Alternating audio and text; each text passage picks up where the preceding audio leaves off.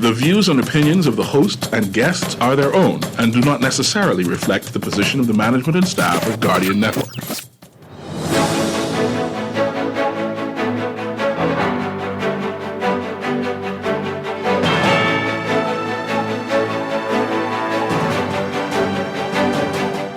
Good morning. Show me yours and I'll show you mine.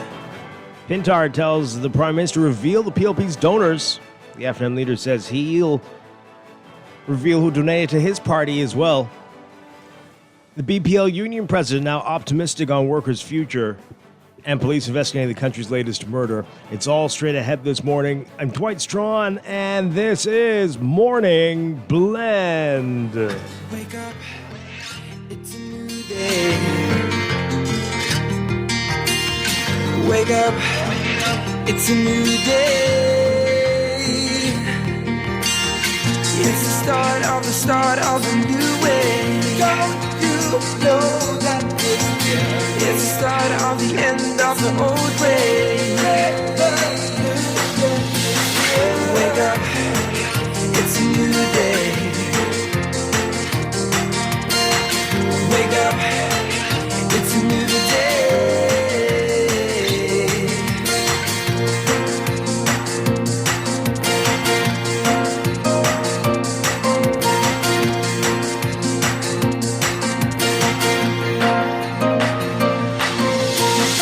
Wake up, it's a new day.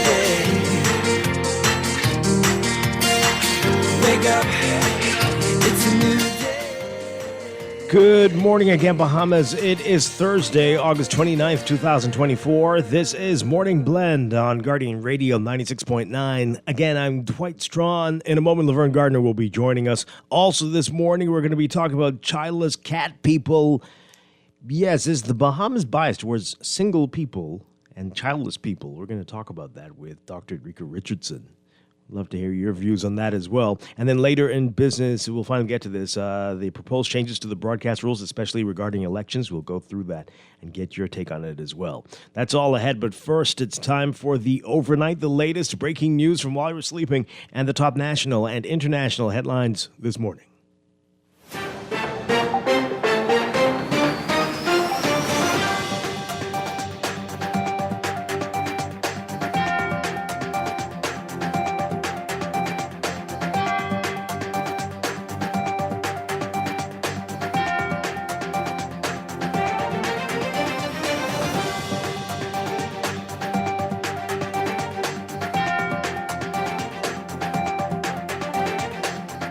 In the overnight, FNM leader Michael Pintard says that he is willing to make public the FNM's campaign donors as he challenged Prime Minister Philip Davis to do the same for the PLP. Pintard making the declaration at a press conference at FNM headquarters on Mackey Street yesterday as he denied a claim that the Grand Bahama Port Authority donated millions of dollars to his election campaign. The claim was brought up by a ZNS reporter who asked Davis for a reaction during that interview. The Prime Minister, who was in Grand Bahama at the time, said Pintard is a, quote, water boy for the GBPA and called on him to say if the entity donated to his political campaign. Well, yesterday, Pintard, the member for Marco City, who was reelected the FNM leader in June, said both the FNM and the PLP benefited from political donations from the GBPA over the years. Are you willing to tell us the terms of your public-private partnerships, how long they are for, how much money the Bahamian government is going to be on the hook for over how many years? Are you willing to deny that from the time of Sir Lyndon to now, Grand Bahama Port Authority, in fact, made contributions to all the political organizations, including yours? Pintard said the donation claim originated in a meme that circulated on social media, which he believes was created by PLP operatives. After months of accusing the government of keeping the union and workers in the dark, President of the Bahamas Electrical Workers Union, Kyle Wilson, expressing optimism now over the future of BPL's workers, saying Minister of Energy and Transport JoBeth Colby Davis and the Office of the Prime Minister are finally working to address concerns. Wilson says that initially the union had to do a lot of agitating because the government was not being upfront and answering the workers' questions regarding their roles in the company, which is undergoing reform. Government has entered a 25-year contract with Pike Corporation through its Bahamian management company Island Grid Solutions for the upgrade and management of the transmission and distribution network. Though government officials have repeatedly said no job is in danger, the union says it has had no guarantees. But Wilson says that after meeting with Colby Davis, who had separate meetings with various BLP departments, he and his members are feeling better about things.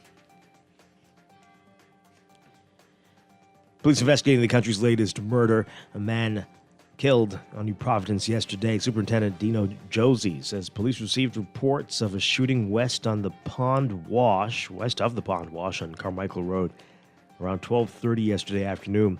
He said officers arrived at the scrap metal yard where they found a man lying in the dirt. The victim died at the scene. Josie says witnesses told police that a white hatchback pulled up to the scrapyard and its occupants demanded cash from the man and shot him. Police say the victim, believed to be a Haitian national in his early 40s, was an employee at the scrapyard.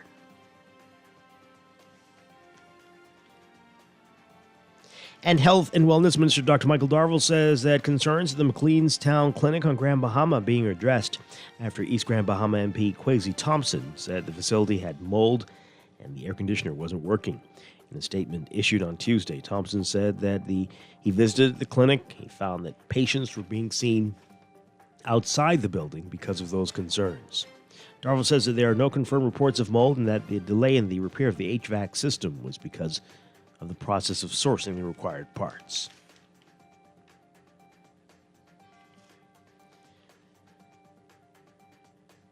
Overseas, a strong storm lashing southern Japan with torrential rain and strong winds today, causing at least 3 deaths as it started to crawl up the length of the archipelago and raised concerns of flooding, landslides, and extensive damage.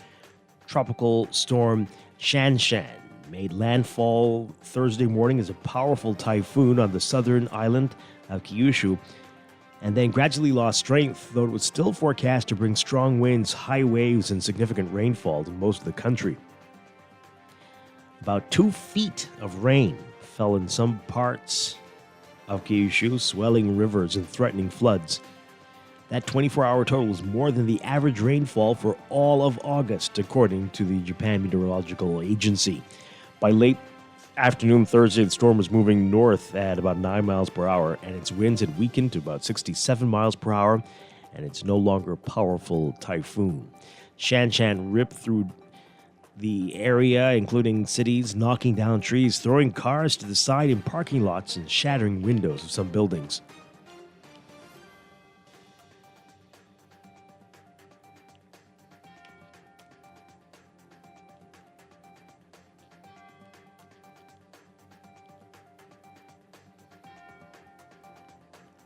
And the announcement that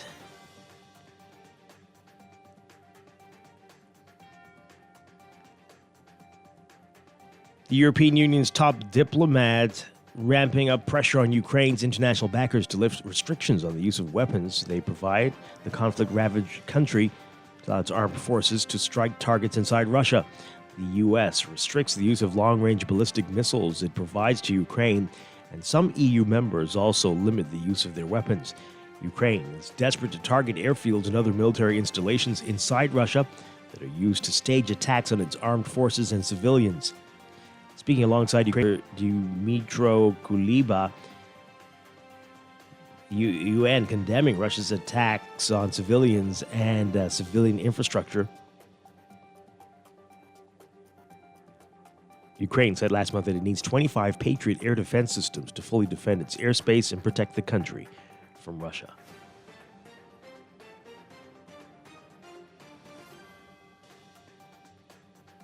And French President Emmanuel Macron starting a 2-day state visit to Serbia today with a focus on the possible sale of 12 Rafale multi-purpose fighter jets to the country, which has maintained close ties to Russia despite its invasion of Ukraine.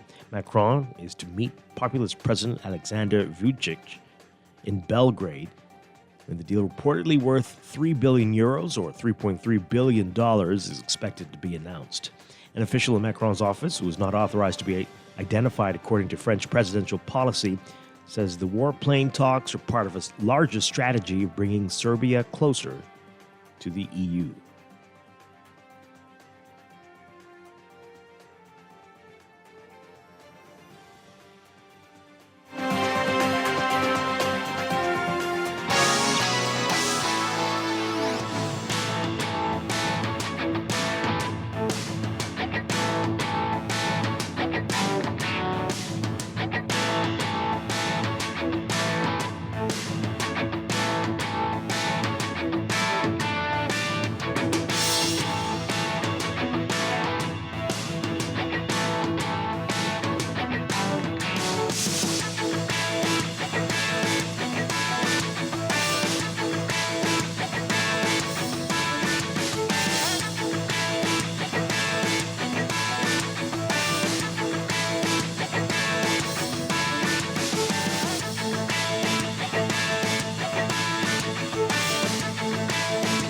In sports, from Major League Baseball, Bahamian star infielder outfielder Jazz Chisholm Jr. with the New York Yankees continues to have a hot bat. Chisholm belted his 22nd home run of the season Wednesday, extending a career high and collecting another hit to lift his season batting average to another career high. Since being traded to the Yankees, he's hit 9 home runs, 14 RBIs, and 16 runs scored. Last night he finished 2 for 3 with a solo home run. But it wasn't enough to get them past the Washington Nationals, playing in Washington, D.C. The Yankees fell 5-2, dropping the 3-game series 2 games to 1. They now have a 78-56 win-loss record, still tops in the American League for MLB.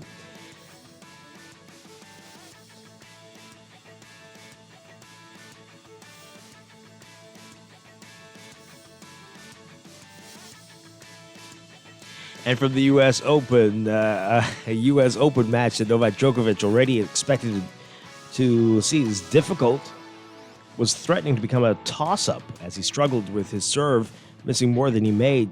Djokovic couldn't get many quick points Wednesday night. He acknowledged that he should have lost the second set, and if his opponent didn't get injured and have to stop, maybe he wouldn't even have won that match. Once he had, the defending champion was only looking ahead, Djokovic reaching the third round when Laszlo Djere had to retire with the number 2 seed leading his Serbian countryman 6-4, 6-4, 2-0. Djere was leading 4-2 in the second set when he appeared to be troubled by pain and was visited by a trainer later in the set. He finished that set, which lasted 69 minutes after the first one went 60, but didn't last much longer.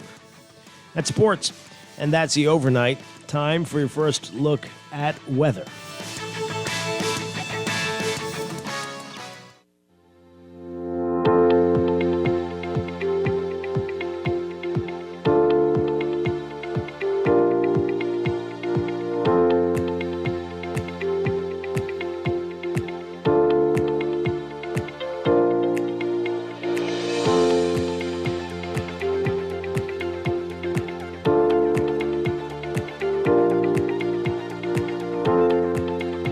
First, good weather for today. We've got a complex weather pattern influencing the country today, driven by several features. A deepening upper-level trough just north of the area, expected to expand into Cuba and the Bahamas. This trough will bring increased instability, leading to more chances for rain, especially as we head into the weekend. And a tropical wave moving westward across the Caribbean will further increase moisture levels. And that's going to also see a ridge associated with the Bermuda High. That's going to maintain moderate to fresh easterly winds across the country today. Widespread showers and thunderstorms, especially in the central southeast Bahamas, possible today. Localized heavy rainfall could lead to flooding in low-lying areas. Heat indices are expected to touch the triple digits again today, and so again, everyone needs to keep that in mind. Your forecast for today for the northern Bahamas, extreme northwest Bahamas, partly cloudy to cloudy, widely scattered showers and thunderstorms. We've got about a 50% chance of rain and thunderstorms, mainly in the afternoon and evening. For the rest of the northwest Bahamas, variably cloudy, widely scattered showers and thunderstorms through Thursday. Today, And again, a 50% chance of showers and thunderstorms, mainly in the afternoon and evening. For the central Bahamas today, partly cloudy and breezy with isolated showers. And for the southeast Bahamas, partly cloudy, breezy, warm with isolated showers and thunderstorms. We're looking at temperatures getting up to around 90 Fahrenheit, 32 Celsius. Overnight lows tonight getting down to about 77 Fahrenheit, 25 Celsius. But the heat index will be a factor today, making it feel like it's 104 Fahrenheit, 40 Celsius. That's your first look at weather this morning. We'll have your extended outlook and a look at the tropics coming up in just a bit.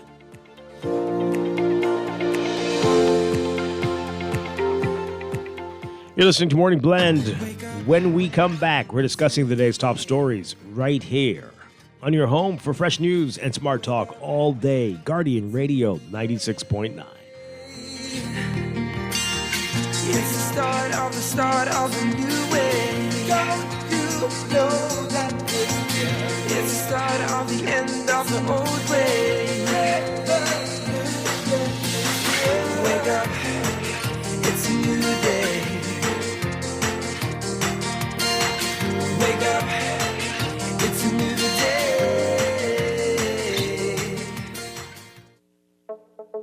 Tired of banks forcing you to use technology to bank the way they want you to? Your convenience is important. So no matter what your banking needs, Commonwealth Bank's friendly staff are always available in branch for that personal one-on-one service. But when you choose technology, our online and mobile banking app offers you state-of-the-art functionality. The choice is yours. Commonwealth Bank. Bank the way you want. Screws and Fasteners World, Balfour Avenue and Palm Beach Street, has those hard-to-find fasteners for you right now.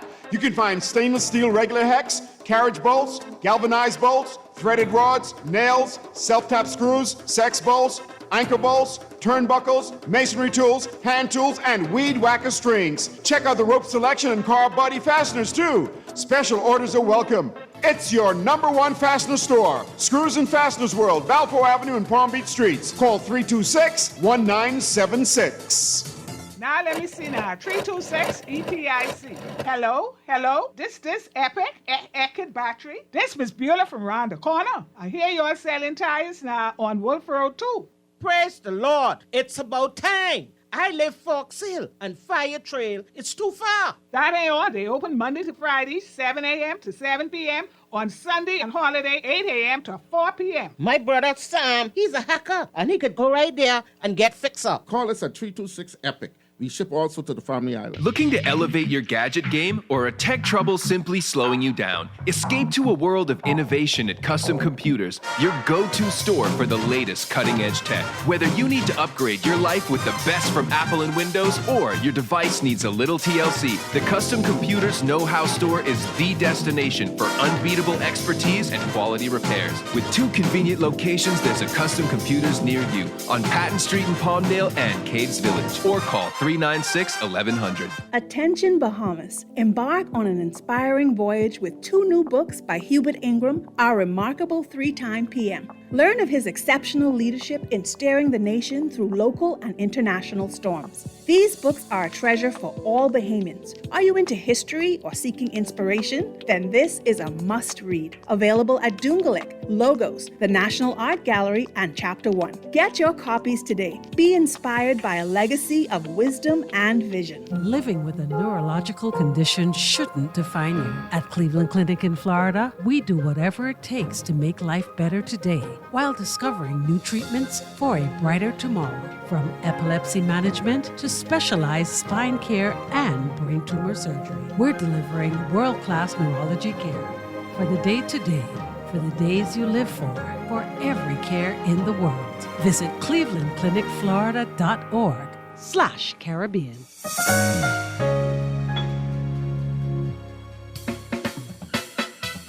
Do you have uncontrollable debt? Are you ready to make that move to Fidelity for a stress-free future?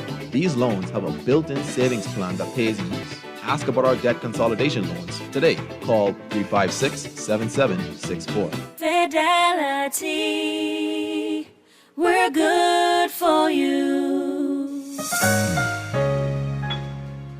Wake up, it's a new day. Wake up, it's a new day. It's the start of a new way. Don't you know that it's the start of the end? Welcome back to Morning Blend here on Guardian Radio 96.9. We are streaming live on GuardianTalkRadio.com and on the Guardian Radio app for smart devices. We're also on your televisions on Cable Bahamas Channel 969 and BTC Float Channel 612. You can tweet us at MorningBlend969 or Facebook.com/MorningBlend969. Text us on the Guardian Radio text line powered by BTC 422-4796. Standard text rate supply. Once again, I'm Dwight Strachan. Joining me now, Laverne Gardner. Laverne, good morning. Good morning. How are you? Doing well, doing well. Glad to be talking with you. Yeah, Okay. I'm sure you are. Yes, indeed. We've got a lot to talk I'm about this glad to morning. be speaking to you as Oh, well. that's wonderful. I'm so happy. We've got a lot to talk about this morning, an interesting discussion beginning in this hour and into our 8 o'clock hour. We're going to be talking with Dr. Rika Richardson, about the overall title is Single Cat People. But yes, childless people and singles. Does the Bahamas really care about those folks? We're going to get into that, a big discussion about that this morning. That's going to be interesting. That's coming up. And then later in business, we're going to go through the proposed changes to the broadcast rules that we're hoping to see come election time. The rules that govern broadcasting in the country. IRCA's put out this document for consultation. Want to get your reaction to it, folks. And we've been talking about this for a number of years now, especially Guardian Radio. We want these rules changed. And IRCA is seeking to get your views on it. And so we're going to get into all of that. That's all ahead, but let's begin with what else is in the news.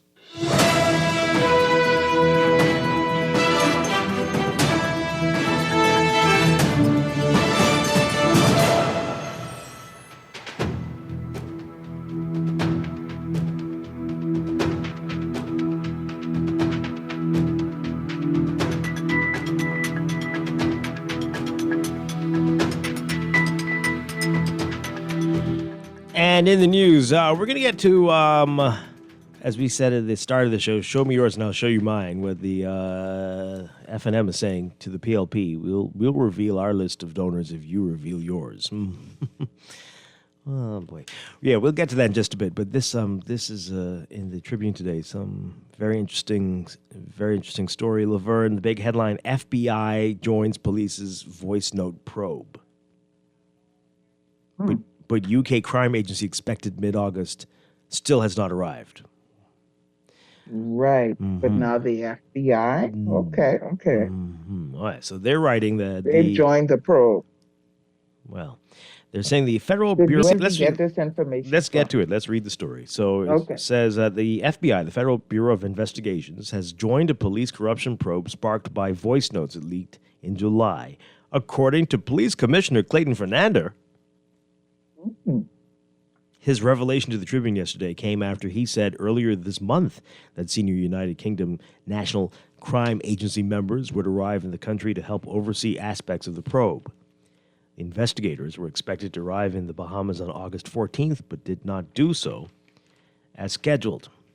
The investigation surrounds voice notes that purported to capture a quid pro quo arrangement involving a senior police officer, a lawyer, and two murdered men, Michael Fox Jr. and Dino Smith.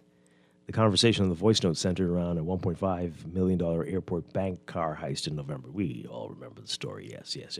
Michael Johnson, the head of the Central Investigations Department, has taken leave as authorities investigate. Now, Commissioner Fernander has said the Security Intelligence Branch of the police force is investigating the matter. He said the Police Complaints Inspectorate, a little-known body that has traditionally lacked the resources to perform its duties, would supervise the SIB, Special Intelligence Branch there. Investigations, yeah. Okay, so Michael Fox Sr., the father of Fox Jr., told the Tribune last month that his son gave him the voice notes and told him to release the recordings if he died. He said he was not behind the release of the tapes. And Sandra Smith, the mother of Dion Smith, said her son also informed her about the voice notes and their significance, but she never got them. All right, so that's basically the whole story, just that one line that the FBI is coming or has joined the police. Okay. How confident are you that this will make any difference at all, especially after we were told last week that they will not be telling us anymore? And are these the folks, if this is correct, who told the commissioner not to say anything more? Is that the advice? Because, of course, the national security minister seemed to not know anything about it and just went along with his statement. But who gave the commissioner the advice? And was it the FBI, who apparently have joined, according to this, the investigation? What's happening? Laverne? I don't know. Huh? I don't know what's happening. To answer your first question, well, I do not have confidence at this juncture that this investigation is going to be, I don't want to say handled properly, but let me just leave it at, I really don't have any confidence at this point. It really is going to be our responsibility, those of us in media, to keep this story alive, to keep talking about it, to keep requesting updates, what's going on. We'd like to know. This isn't just something that we could blow off. This is about the royal, it may be about one officer, but it's about every officer. And so we have to make sure that even if people decide to let's be quiet so that hopefully the public forgets, we have to make sure that that does not happen. Absolutely. I don't know who advised them to. I don't know who advised them to not say anything, that they wouldn't be given updates. I don't know who advised them, because it isn't as if the updates are somehow damaging the investigation, in my view. But, I mean, we weren't getting any updates. Yeah, exactly. But all we asked was one question when the One investigators question. coming. Yeah. One question, and still, we now have the FBI becoming involved. So what happened with the other investigators coming from the UK? That wasn't a part of the release yesterday. And what does that mean? Joined the investigation, right? But I'm just joined saying, a probe. I mean, that could be so. is the FBI here? Are they coming, or they send them information? How is that working? When you say join, what's going to be their role? Are they going to be reviewing the recordings to see what is the role that the FBI is going to be playing in this investigation? Are they going to be coming to the island? No. How is this going to work? Right. Let's hear from you, folks. 323-6232. 325-4316. 325-4259. Toll free 242-300-5720. You can tweet us, you can Facebook us, you can text us 422-4796. This texter says, I thought the police weren't going to provide updates on the CDU corruption investigation. So is someone giving updates now? Well, you just heard what we read. It's not an update. It was one line of the FBI is joining the probe, and then there's nothing else said. No explanation, not when. It could be 2 years from now, or it could be maybe they're just observing, sit in the corner of the room. Who knows? This person says that the commissioner was appointed, but 1 minute they want the minister to be in control. Then they want the minister to leave the police alone. Which one is it? I don't know who you're talking about. Are you talking about us? I mean, Who's they? I don't know who they. But I do think in this regard, the hands-off approach to the ministers is odd. This is the time. Sometimes we've had ministers comment on a crime scene. I think that's crazy.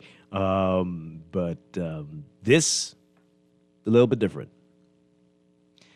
But anyway, that's me. Let's hear what this caller has to say. Good morning. You're on the air.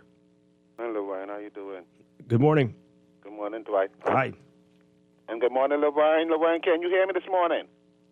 Good morning. Yes, Good I morning. can. I like to hear you say that. But Dwight, Mm-hmm. I kind of agree with what Ms. Gardner was saying. The confidence. We have no confidence. At least, let me speak for me, and I think maybe a lot of people might, or some people might agree with it.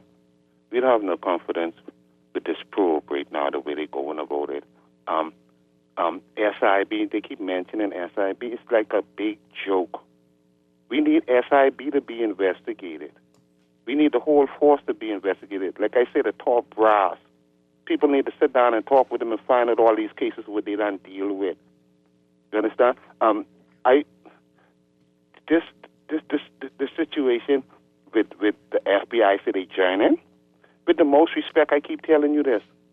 I take it with a grain of salt. Now, I don't know if we have an FBI department based in the Bahamas, right? No. But the question with me, right? If I had the opportunity, I keep telling the media, right? Somebody please call the FBI head office and find out this thing what they saying, because it seems like when they tell us something, it either don't happen or it seems like it ain't true. Find out what are they requested. You remember the whistleblower who was shot after the voicemail came out? Who was written? I think they write about him in the paper somewhere in Florida. This could be the FBI coming to find out the information they get from him about the Royal Bahamas. Because we don't know. They're giving us vague information instead of they explain or let the right set of people explain. I don't trust them. I don't believe hardly nothing what they say. Somebody need to investigate, find out what the FBI coming for. What about the Scotland Yard people? You just made an incredible point. Say it again? You just made an incredible point. I always does. Okay. Thank God for life. Do I keep up the good work? Thank you very much. But yeah, that is a great point because FBI investigates when you get shot, right? And yeah, that might be it. Like, okay, this guy is saying that, and you heard him when he was shot, saying that he's got all these issues with the police force in the Bahamas. Is this how they've joined the probe? Because they're investigating shooting that happened on their turf? Because the Bahamas is not the FBI's turf. Maybe. So that might be the only way and the only reason they're part of this probe. That they've joined the investigation. Because a man who was shot in the United States is claiming that he has all these issues with the Bahamas police force. Right. So their joining may have not even been by invitation. You know what I mean? They're just investigating a claim. I don't know. Correct. I don't know. Will we ever know? We don't know. We won't know. We don't know. And we only have room to speculate because that's all the information we have that they've joined. And apparently we won't be able to ask it. You'll get one-word answers. As the media, are you able to send in your list of questions and get an answer? You could do whatever you want. Will you get anything back? I did say and get an answer. Right, that part. Well, let's ask this caller what they think. Good morning, you're on the air. Hey, good morning, Dwight, and good morning, Laverne. Hi. Good morning. What was your question again? Which part? No, you say you want to ask this caller, right? But anyhow. Oh, no, yeah. What do you think about all of this? But Dwight, here's what I think about what's going on, right? I believe, right, because everything has a root. And I believe the root of this problem what we're going on, Dwight, is based on appointments, right? Because, our system, our authorities just come and tell us everything like Papa indicated, right? And then, things just blow right off, or, they are hoping that we just forget, because once we forget, then business as usual continues in this country, right? But I still believe the appointments, right? And as a country, I believe we need to move away from our leaders or our prime ministers appointing people as if they are being appointed to really safeguard the well-being of the Commonwealth of the Bahamas, right? I'm seeing these appointments, Dwight, it's only being put in place to protect the person who is appointing these individuals, because the Attorney General and the Commissioner of Police and others, right? These people has no interest, in my view, about what really going on in this country or really care. And if they do, they can't even say anything towards it because of the appointment what they got from the Prime Minister. We have to stop this type of crap in this country, because if we ain't reached to the limit to see that these things ain't helping the growth of this Commonwealth of the Bahamas, it only helping a few individuals, right? Right. We need a paradigm shift in this country in every aspect. Like I just hear you say, everyone, from everything from the top straight to the bottom and even above, because the leaders have no respect for the Bahamian people. There's too much separation in this country, and I believe appointments needs to stop in this country, man. You guys have a nice day. Okay. All right. Well, I mean, that's I keep promising we're going to do something on that, appointments versus voting, electing people to positions. But as we see in other parts of the world, I mean, there's some good reasons not to elect judges and police commissioners or sheriffs, whatever they are. There's some good reasons not to. I hope you're paying attention to what's going on in Mexico. They're really having issues with some proposed changes there, and the reasons why they're complaining are very valid. So I don't know. I mean, I think appointments can work if you can vet them. Here, you're appointed, and that is the end of the day.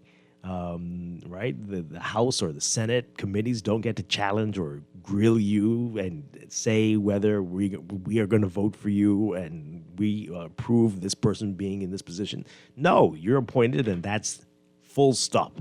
And that is a problem. Totally agree with you on that one. But, yeah, change desperately is needed. All right, we've got a whole lot of text messages, and we do need to get to the other stories of the day. But this person says here, who you think gave the advice? The executive gave the advice. How could the FBI give the advice prior to being on the ground?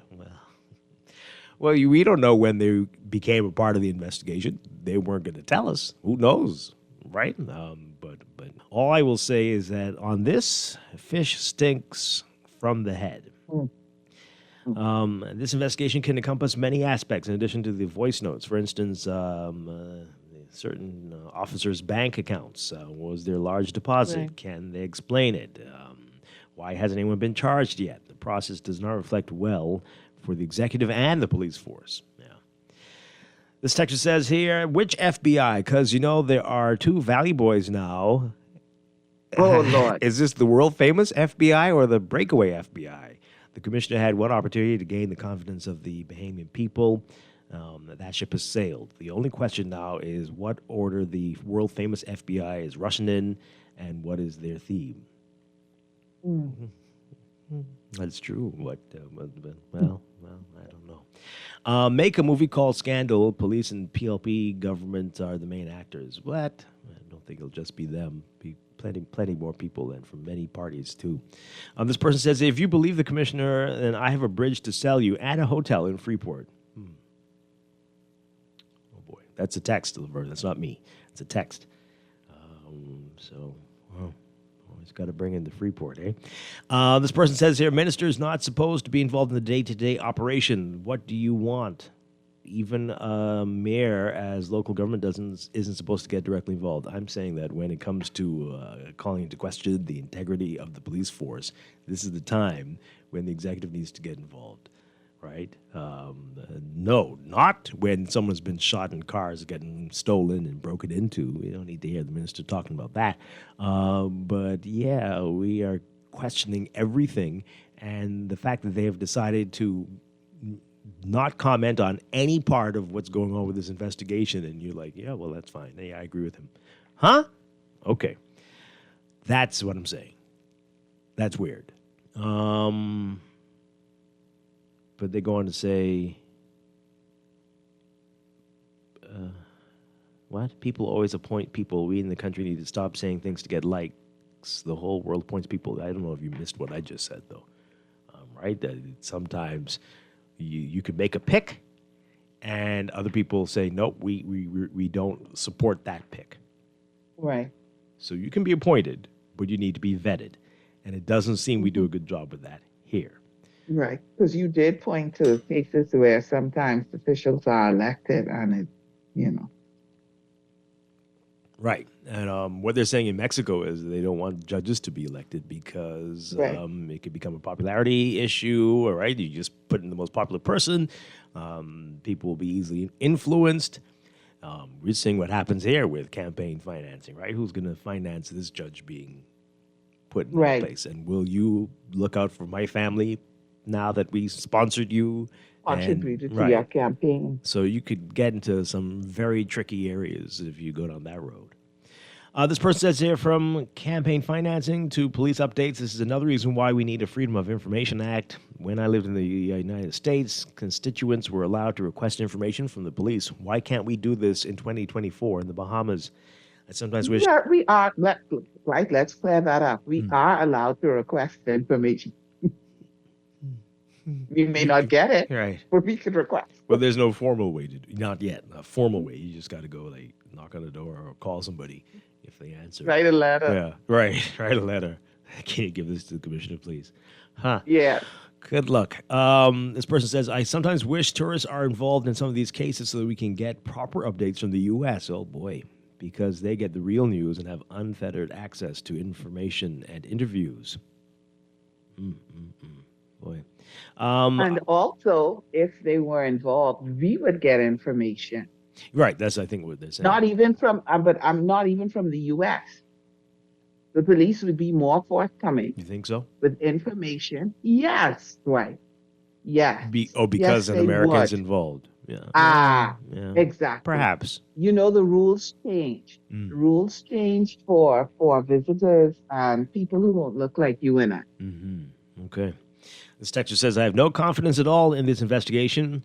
The lack of updates on it confirms this. This simply falls in line with other stalled and uncompleted investigations. A whole long list of those. Bahamians have short memories, but that is the belief of our leaders, and they're calling some names and say, look those up. Yeah. It's too many now to recall and remember how many things we're waiting for explanations on or to find out the conclusion. It's been years in many cases. Decades, probably. Let's take some calls, and then we're going to move on. Good morning, caller. You're on the air. Are you there? Hi, good morning. A pleasant good morning, Dwight, and your guests. Hi. Morning. Yeah, I've been wondering about the burglary heist, right? Where was that money earmarked to go? And is this a regular thing for them to have money on the airport? And whoever is in charge or in the office of the security firm know where that money was at that particular time. And I think we need to start from there. Okay. All right. Sure. Okay. And this final call. Good morning. You're on the air. Good caller. Good morning, Dwight. Hi. Good morning, Lorraine. Dwight, I have a request. Seeing that we were told that persons from the UK were coming to assist. Never know if they reach or if they're coming anymore. Now we're hearing that the FBI is involved. Now the one thing I know you can do is, as a media house, you guys can get this information easily. Contact the U.S. Embassy and request the information if or not. And I'm sure that information would be forthcoming from the embassy itself to the news media. Well, I wouldn't be so sure about that. But I think you guys can get that information, if any truth to that or not. Okay. All right, I hear you. I wouldn't be so sure. Countries, their diplomatic issues, they'll try not to get involved in any stuff like that. But I hear you. We'll see. We'll see how this goes. We'll keep you posted. We'll try some things. We'll see how this plays out. All right. So, the other big story, Michael Pintard speaking. This is what I called a distraction yesterday. But he's saying that, hey, we'll tell you who our sponsors are, our donors are, if the PLP does. Is it if, or we'll do it and then we expect the PLP to? Which one? Because if you're waiting for them, I don't know. Let's take a listen to this report here from our Jared Higgs. Only people I care in water for is the folks in Eleuthera who can't get water from this government. That was Opposition Leader Michael Pintard's response to Prime Minister Philip Davis calling him a water boy for the Grand Bahama Port Authority. Pintard took exception to the characterization, saying before politics he was a social activist, while Prime Minister Philip Davis worked as a criminal defense attorney prior to his frontline political career. I call him a defender of criminals historically in his private practice. So when he was if he wants to call me a water boy, I said, listen, look at me even before entering politics on the things I was focused on. I was a young activist fighting for the empowerment of Bahamians. I marched against a tremendous amount of decay in our community and worked against it. So he's in no position to say to someone who every day working on behalf of Bahamians to give the impression that we behave like some of those who are sending out voice notes on his behalf. Speaking to ZNS in Grand Bahama on Tuesday, Davis said Pintard should say whether the Grand Bahama Port Authority contributed to his election campaign. Pintard's response to that was that both major political parties have taken funds from a number of different large companies. I've already answered that question already. I've already answered that every political I want you to hear me. Every political organization from the time of Pinling, PLP and FNM, the FNM and the PLP benefited from contributions from a number of companies. Here's who's in the chair right now, the Progressive Liberal Party. Pintard made the comments during a press conference at FNM headquarters today. The opposition leader, at times, found himself defending his stance on the future of the Grand Bahama Port Authority, insisting that he has called on the St. George's and Hayward families to divest themselves.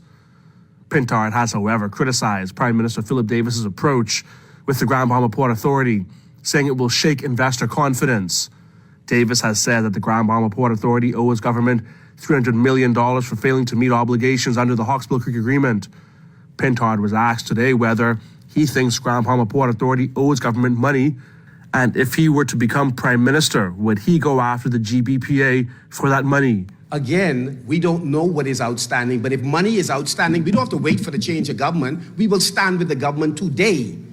If it is verified that monies are owed, that we will explore the options to get the money back. I mean, that's straightforward for us. So we don't have to be elected to do that. We're saying today, we will stand with this government. So we are parliamentarians. We have some parliamentarians here. You mean you can't lay the document?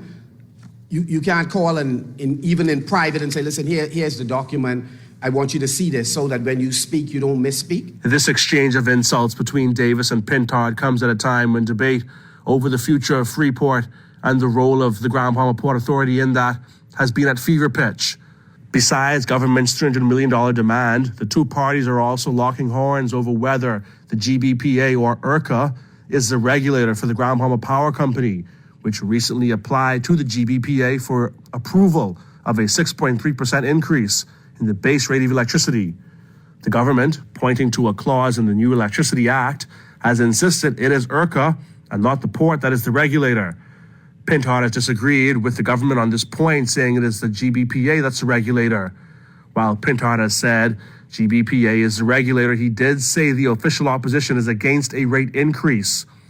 As for the future of the Hawkesbury Creek Agreement and the roles of the current owners, Pintard says those owners should divest. What we are saying is we believe that the shareholders ought to divest entirely or in part. We have already seen indications that they are open to doing so. And so we know some of the groups on all sides that have expressed an interest. We want to know why the government seeks to block some people from investing while massaging others. That's what we're concerned about. So when they want to talk about who's conflicted, the conflicted is doing most of the talking when the Prime Minister opens his mouth. Reporting for the Guardian News Network, I am Jared Higgs. Okay. Lots of talk, lots of words. How long before we have the next distraction, Laverne? Before this moves on and we forget about campaign finance reform and we forget about donors and all the pledges and all the things and all the stuff? How long you think? Will it be this week? Early next week? Which one? Hoping we don't forget about these things, right? Let's keep talking about it, because these are the things that are needed in the country. And then there's no guessing, no wondering what party received what donation and from whom they received the donations. These are like the stuff that we are talking about is like basic things. Basic, this isn't a hard thing. This isn't a big thing. Basic things. Why can't we know who donate to different campaigns? This isn't an odd thing. We should be able to know. I hope you heard the call in yesterday from the Office of the Prime Minister's Director of Communications, Trey Ramming, when I asked him about campaign finance reform and when we'll see the legislation. Will we see that before the next election? Did you listen to that? Did you hear what he said? I did not. Oh, okay. And one of the reasons he said we might have an issue is because of the drafters. He tried to walk it back, but it was too late. Drafters, they don't have enough or the skill level to do this and they're trying to see how they do it in other jurisdictions. But yeah. You know, Dwight, like,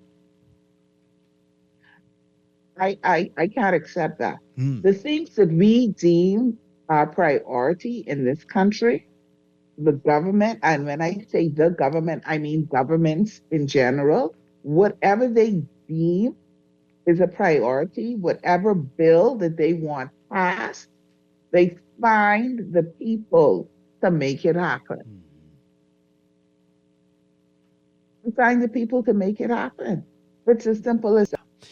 It's a very bitter pill to swallow yesterday. If it was a priority, if it was important, if they saw value in being transparent and being open and honest, whomever they needed to make it happen would be here doing what they need to do, whether it's the drafting people or whomever.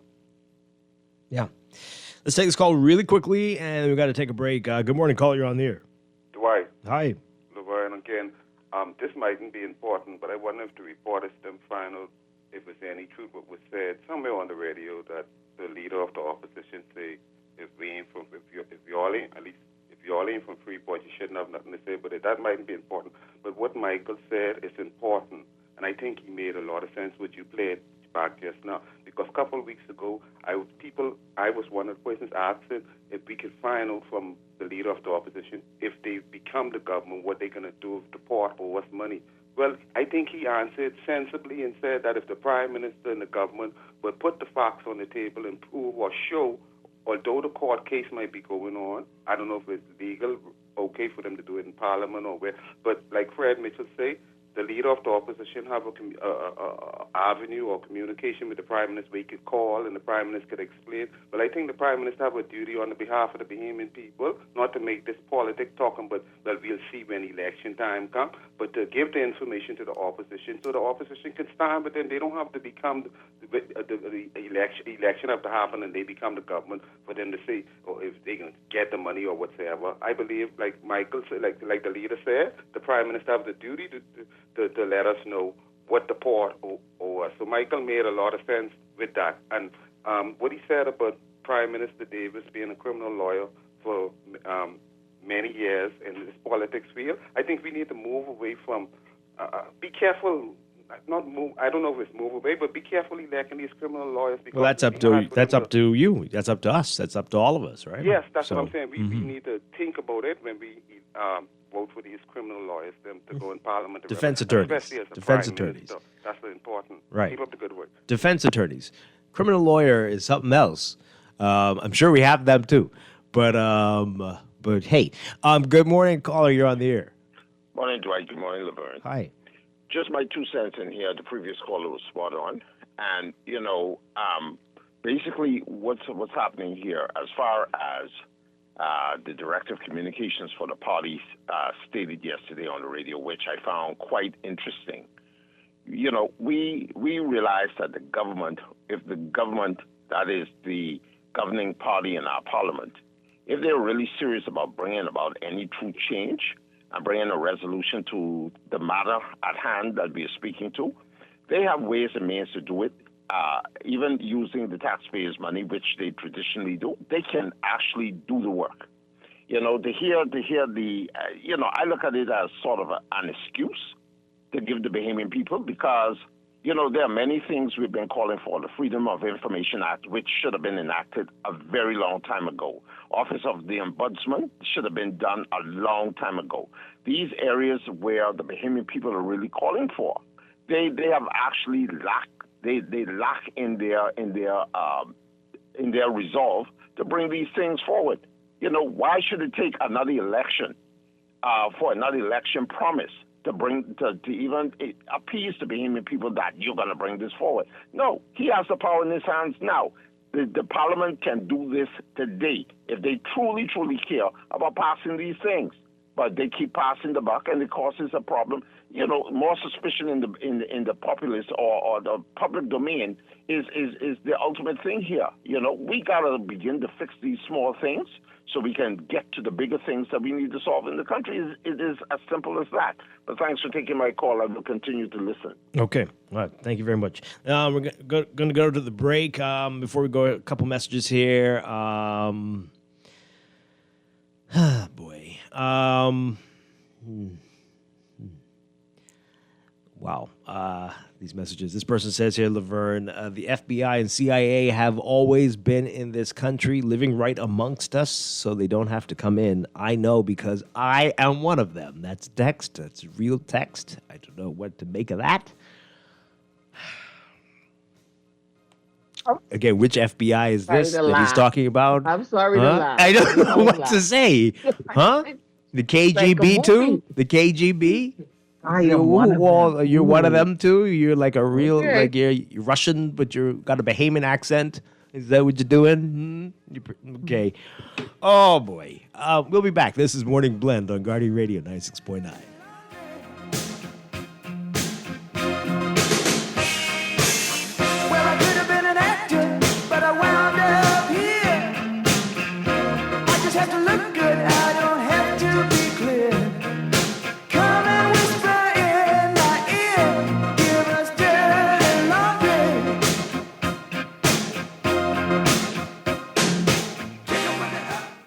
This is Guardian Radio 96.9 FM, Nassau, Bahamas. RBC. Life is full of twists, turns, and defining moments that create your own unique story. However your story unfolds, we're here to help guide you through it. From every big decision to every new adventure, RBC. Visit rbc.com/Caribbean/all of you.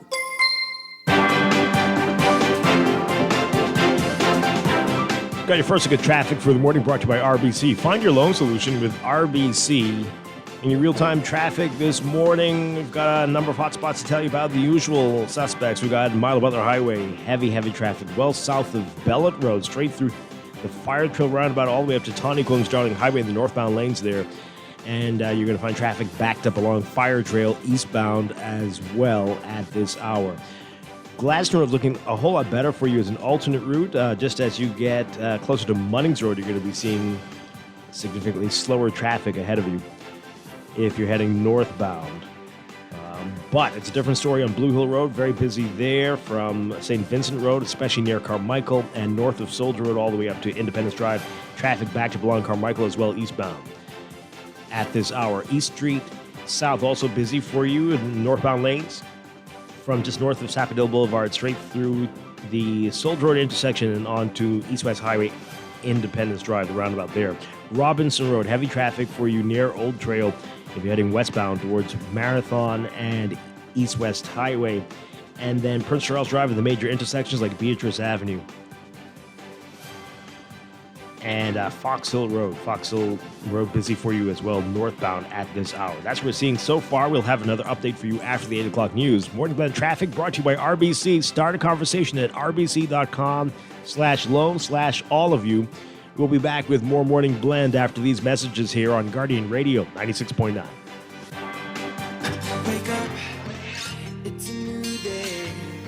Wendy's, we are different. We don't just use beef. It's fresh, never frozen. Our burgers are square because we never cut corners. Served hot off the grill with fresh lettuce, tomatoes, onions, and American cheese. We believe in fast food done right. Always serving fresh, never frozen beef. Order a hot, juicy Dave single, double, or triple. Made with fresh, never frozen beef. Now only at Wendy's. Different inside and out. Earning zero interest on your savings at the bank? With as little as $100, you can start earning interest on your money while you're sleeping, eating, or standing in line at the bank with the CFAL Savings Express Plan. Ready to invest? Start by putting $1,000 into our mutual funds and earn interest there too. Because at CFAL, your interest is our interest. Visit CFAL.com to start now. CFAL, growing wealth for future generations of Bahamians. Shop early to get your uniforms and catch Janae's Uniform Center's buy 4 get 1 free sale. Free monogrammed and regular school shirts, dry fit and cotton polos, jumpers, skirts, boys long and short pants, PE shorts, underclothes, tights, socks, neckties, belts, sleeping mats, hair accessories, and character work desk. Get 50% off backpacks, lunch bags, and raincoats. Buy 4 school shirts, get 1 free. Buy 2 skirts, jumpers, or pants, get the third 50% off. Need embroidery and monogramming done? Visit Janae's Uniform Center early. Beat the back to school rush. Janae's Chesapeake Road back to school special. Restrictions apply. Tell them. Maybe it's time to explore your options. There's no harm in reviewing your mortgage arrangement and considering a better deal. CIBC Caribbean can help you narrow your search and decide. Switch your mortgage to CIBC Caribbean and enjoy a special interest rate and help towards your switching cost. Visit CIBCFCIB.com/inspired home for more information. Conditions apply.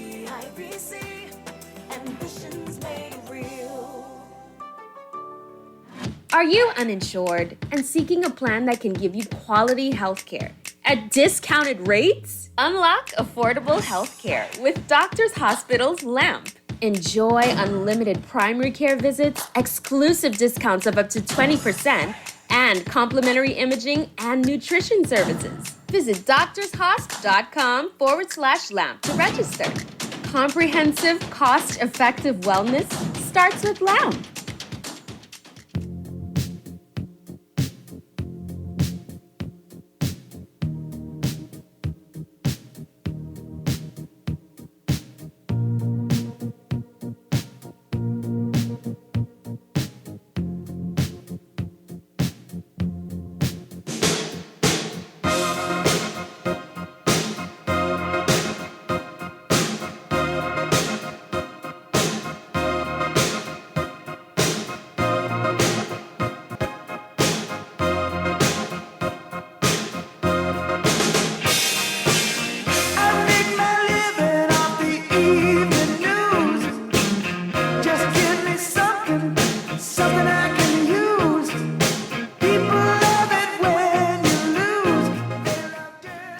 We are back here with Morning Blend on Guardian Radio 96.9. Dwight Strachan along with Laverne Gardner. Dr. E is with us, Dr. Erika Richardson. We're going to get into our discussion after the news. We're running a little behind here because we've got so much to talk about in the country. But just so people know, the short title is Single Cat People. But basically, J.D. Vance, who's running to be the Vice President of the United States, was speaking about people making decisions in the U.S. who are single, childless, and basically why are we listening to them? And we're wondering if the Bahamas has the same mindset when it comes to unmarried people, single people, childless people. Are you less valued than people with children? Or married people? I think we know the answer. This will be a short segment. But we're going to find out why with Dr. E.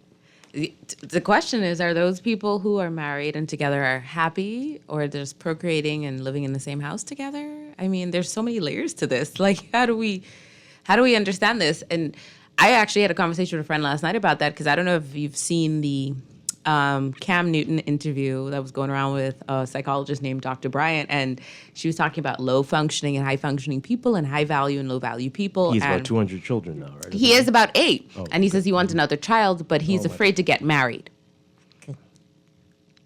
So a lot of men's mind that I've encountered, that it's okay if I impregnate you, but the thought of marrying you. We're going to talk about all this when we get back. Yeah. All right, stay tuned after the news.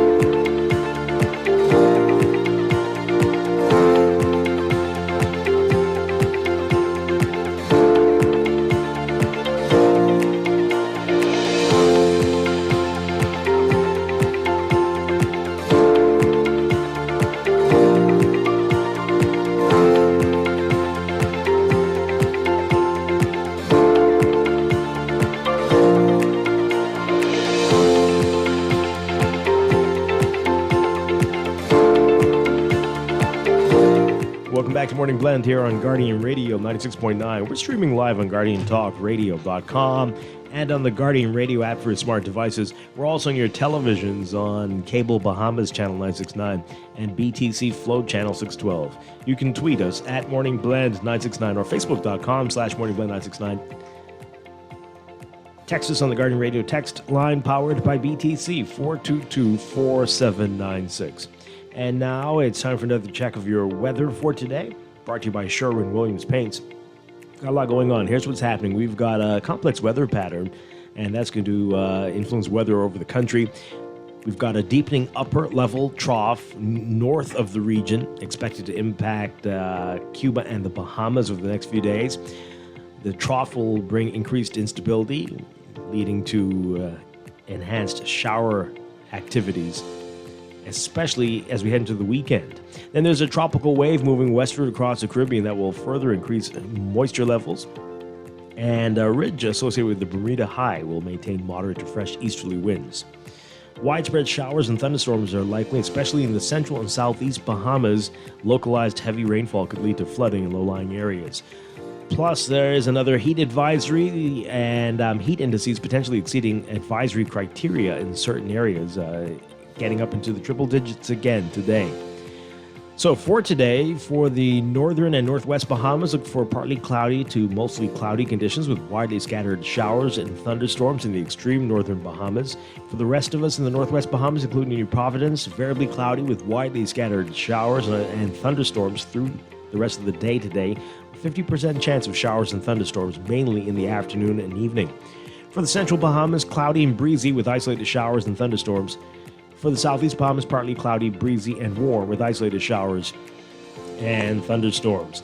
Temperatures today, look for highs getting up to around 90 Fahrenheit, 32 Celsius, but the heat index will make you feel like it's 104 Fahrenheit, 40 Celsius, or even hotter than that with humidity. And overnight lows tonight getting down to about 77 Fahrenheit, 25 Celsius. In your extended outlook for Friday, partly sunny with occasional cloudy periods, very warm across the southeastern islands, mostly cloudy and warm across the rest of the country. Saturday, cloudy to overcast and warm across the northwest and northern Bahamas, partly cloudy and very warm across the rest of the country. And for Sunday, partly cloudy to cloudy, very warm to hot, widely scattered showers, isolated thunderstorms across the northern Bahamas, isolated showers and thunderstorms across the central and southeast Bahamas. In the tropics, we're watching a broad area of disorganized showers just over the central tropical Atlantic. We've been telling you about that for a few days. This area is associated with a tropical wave. A slow development of the system is possible this weekend into the middle of next week while it moves west to northwest, west-northwestward. Currently, the system has about a low chance still formation through the next 7 days. We're going to continue to watch that one for you. But that is your morning blend weather check, brought to you by Sherwin-Williams Paints. Sherwin-Williams Paints has got you covered for all of your painting and equipment needs.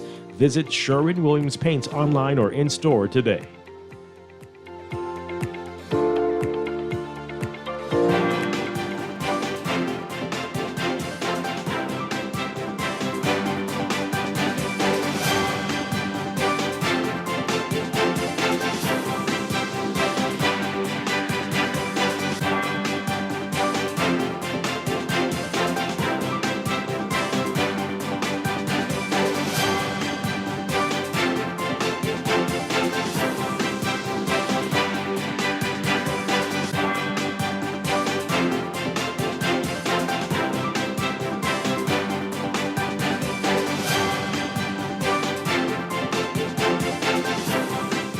And time for another check of your traffic for this morning, brought to you by RBC. Find your loan solution with RBC.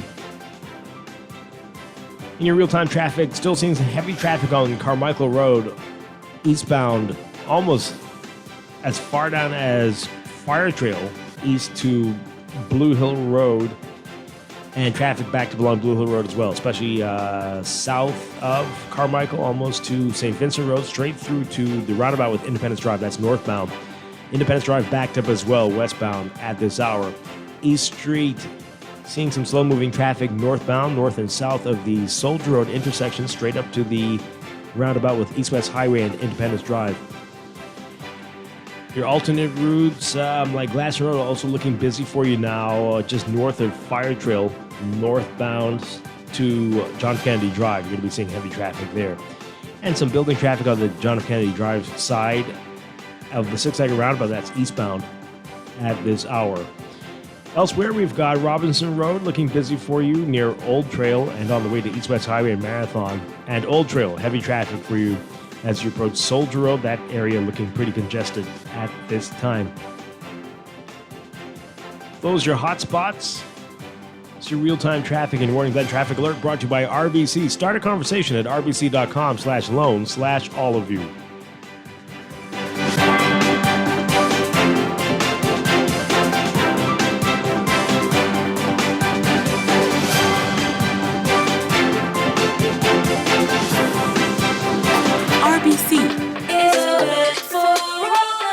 RBC will find the right loan for all of you with competitive rates and extended terms to suit you. Whether it's for debt consolidation, your next vehicle, or home purchase, sometimes we all need a little more. No matter the reason for the loan, we're here to help you find the solution. RBC.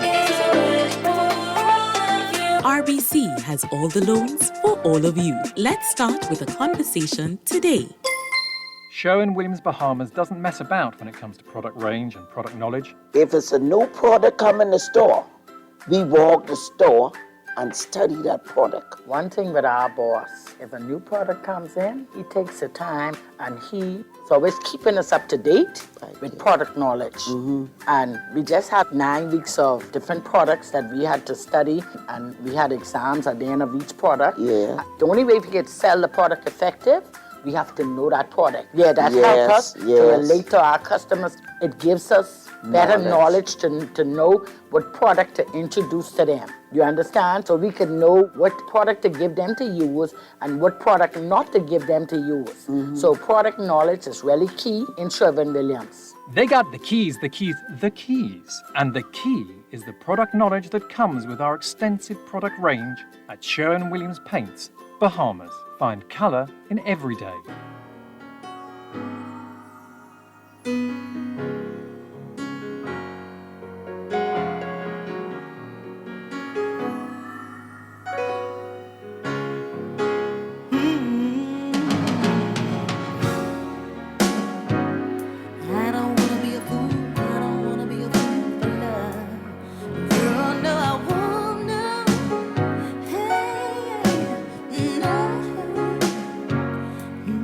Welcome back to Morning Blend here on Guardian Radio 96.9. Dwight Strachan along with Laverne Gardner.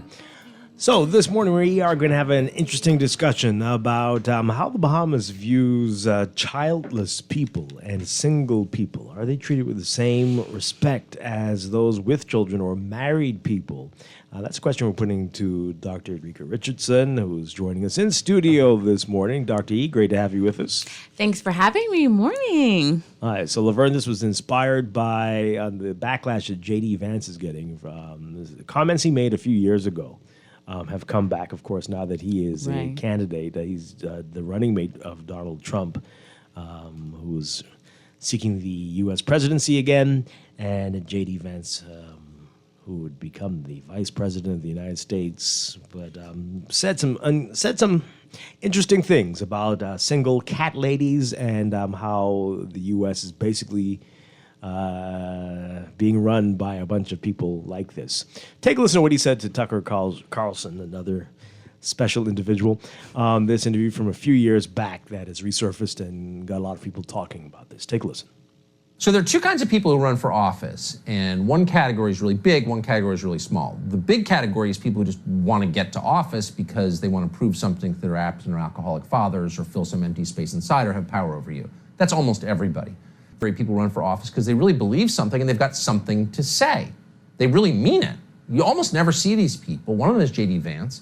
He didn't need to run for office, but he is. He's running for Senate in Ohio. And since the second he announced, places like the Daily Beast and the Washington Post and the Atlantic, the axis of protectors of the ruling class, have gone crazy. They hate him. They really hate him. And that's how you know he means it. Well, the latest example came on Friday in Alexandria. J.D. Vance made a pretty obvious point. He said the childless left, that's how he put it, lacks, quote, physical commitment to the future of this country. Quote, why is this just a normal fact of life for the leaders of our country to be people who don't have a personal and direct stake in it via their own offspring? That's what he asked, and they went completely bananas. So we thought it'd be interesting to talk to J.D. Vance about what he meant and what it's like to be attacked for saying things that are so obviously true. He joins us tonight. J.D. Vance, thanks so much for coming on. So tell us that was just a very short snippet of a much longer speech, and a really interesting speech that people, I think, should read. But what were you saying? Thanks, Tucker. And by the way, if folks want to help us out, jdvance.com. Every little bit helps if you can throw us a couple bucks. But look, what I was basically saying is that we're effectively run in this country via the Democrats, via our corporate oligarchs, by a bunch of childless cat ladies who are miserable at their own lives and the choices that they've made, and so they want to make the rest of the country miserable too. And it's just a basic fact. You look at Kamala Harris, Pete Buttigieg, AOC, the entire future of the Democrats is controlled by people without children. And how does it make any sense that we've turned our country over to people who don't really have a direct stake in it? I just wanted to ask that question and propose that maybe if we want a healthy ruling class in this country, we should invest more, we should vote more, we should support more people who actually have kids, because those are the people who ultimately have a more direct stake in the future of this country. Man, if you had called for, I don't know, lowering tax rates to zero or invading Canada or, I don't really know what, making the death penalty mandatory for people who don't get the vaccine, something really radical, they wouldn't even have noticed. The Atlantic would have just nodded. Like, insane. Why? Well, I think first is because it actually hit a nerve. I mean, these people recognize that they're unhappy. They live in one-bedroom apartments in New York City. They've played their entire lives to win a status game. They're obsessed with their jobs. They're obsessed with their wealth and with their fortunes. And they look at middle America, people who are actually pretty happy with their lives and the choices that they've made, and they hate normal Americans for choosing family over these ridiculous DC and New York status games. And I think because of that, they just get so angry when somebody calls it what it is. It's acceptable if they ignore that it never happens, but when somebody calls out that, look, if you're a miserable cat lady, you should not force your misery on the rest of the country, they just get really upset about it. And I think, by the way, Tucker, it's a good thing that they get upset about it. It suggests that they know that we're hitting a nerve, not just in this campaign, but with this message that we should invest in American families in this country. If nothing else, we should be about healthy, stable families. Do you think that this would be a happier country if it were run by happier people? I definitely do. It makes total sense, right? Happier people would make for a happier country. And it's not just the leaders of the left, of course. It's not just the Democrat politicians. No. You know this, Tucker. The most miserable people in the mainstream media are these mediocre journalists who have their entire sense of self-worth wrapped up in their crappy jobs instead of in their families. People who know where they came from, people who go home at night and see the face of a smiling kid, whatever their profession, I think they're happier, I think they're healthier, and they're gonna be better prepared to actually lead this country. And the problem that I have, especially as we're entering this period of COVID obsession again, is that we have so many people proposing we mask our children again. Look, the people who are proposing it, they don't have to go home to a child at the end of the day. If they did, I don't think they'd be proposing all these ridiculous restrictions again. Okay, J.D. Vance, potential future vice president and maybe even president of the United States, speaking with Tucker Carlson a few years back, but of course this, as he became the running mate for Donald Trump, this has resurfaced. And how many people here in the Bahamas hearing this are nodding and thinking, yeah, he's right. The single, childless people are miserable losers. And everybody's happier when they have a whole bunch of kids. Yeah, so I guess when you're childless and you have more money and more resources for yourself, you're miserable because you and your cats are just all together in the house with so much stuff that you don't know what to do with. So you're just trying to selfish. You're trying to spread that. It's a very selfish thing. Unhappy lifestyle to others. Why would you do that? It's a very selfish. Selfish life to have. Laverne, the married person with children, let's get your reaction to those comments, and then we'll talk to Dr. E about some of those comments there and what we see here in the Bahamas. What do you think of when you hear J.D. Vance say those things?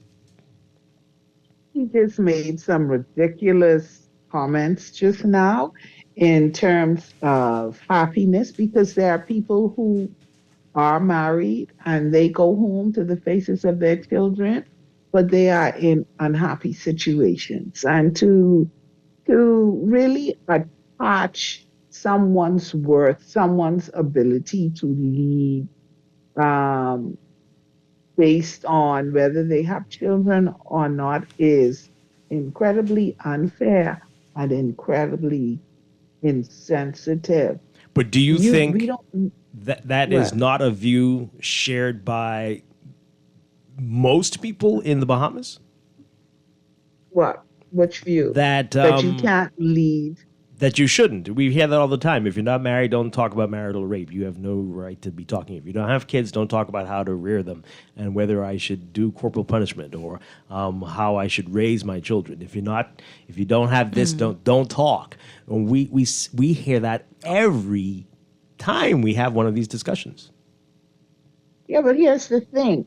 You're allowed to, there are other things that that you may not experience, but it's okay for you to speak on.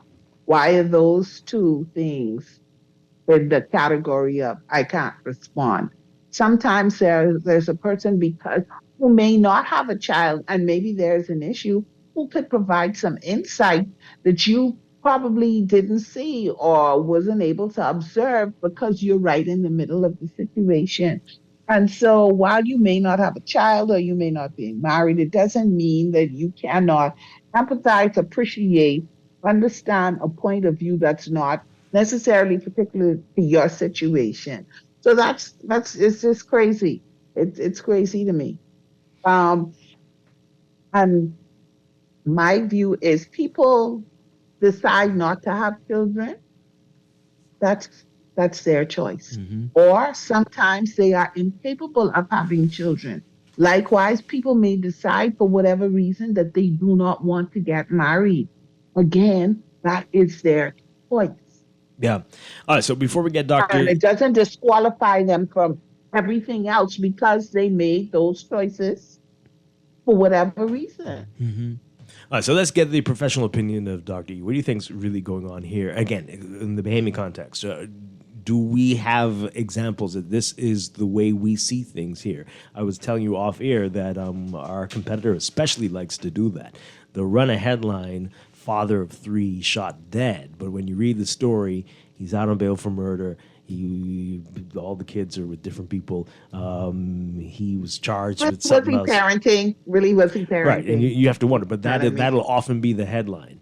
And many will say that. Would the life have meant less if he didn't have any kids? Would the fact that he was a wanted criminal be played up more? What do you make of that?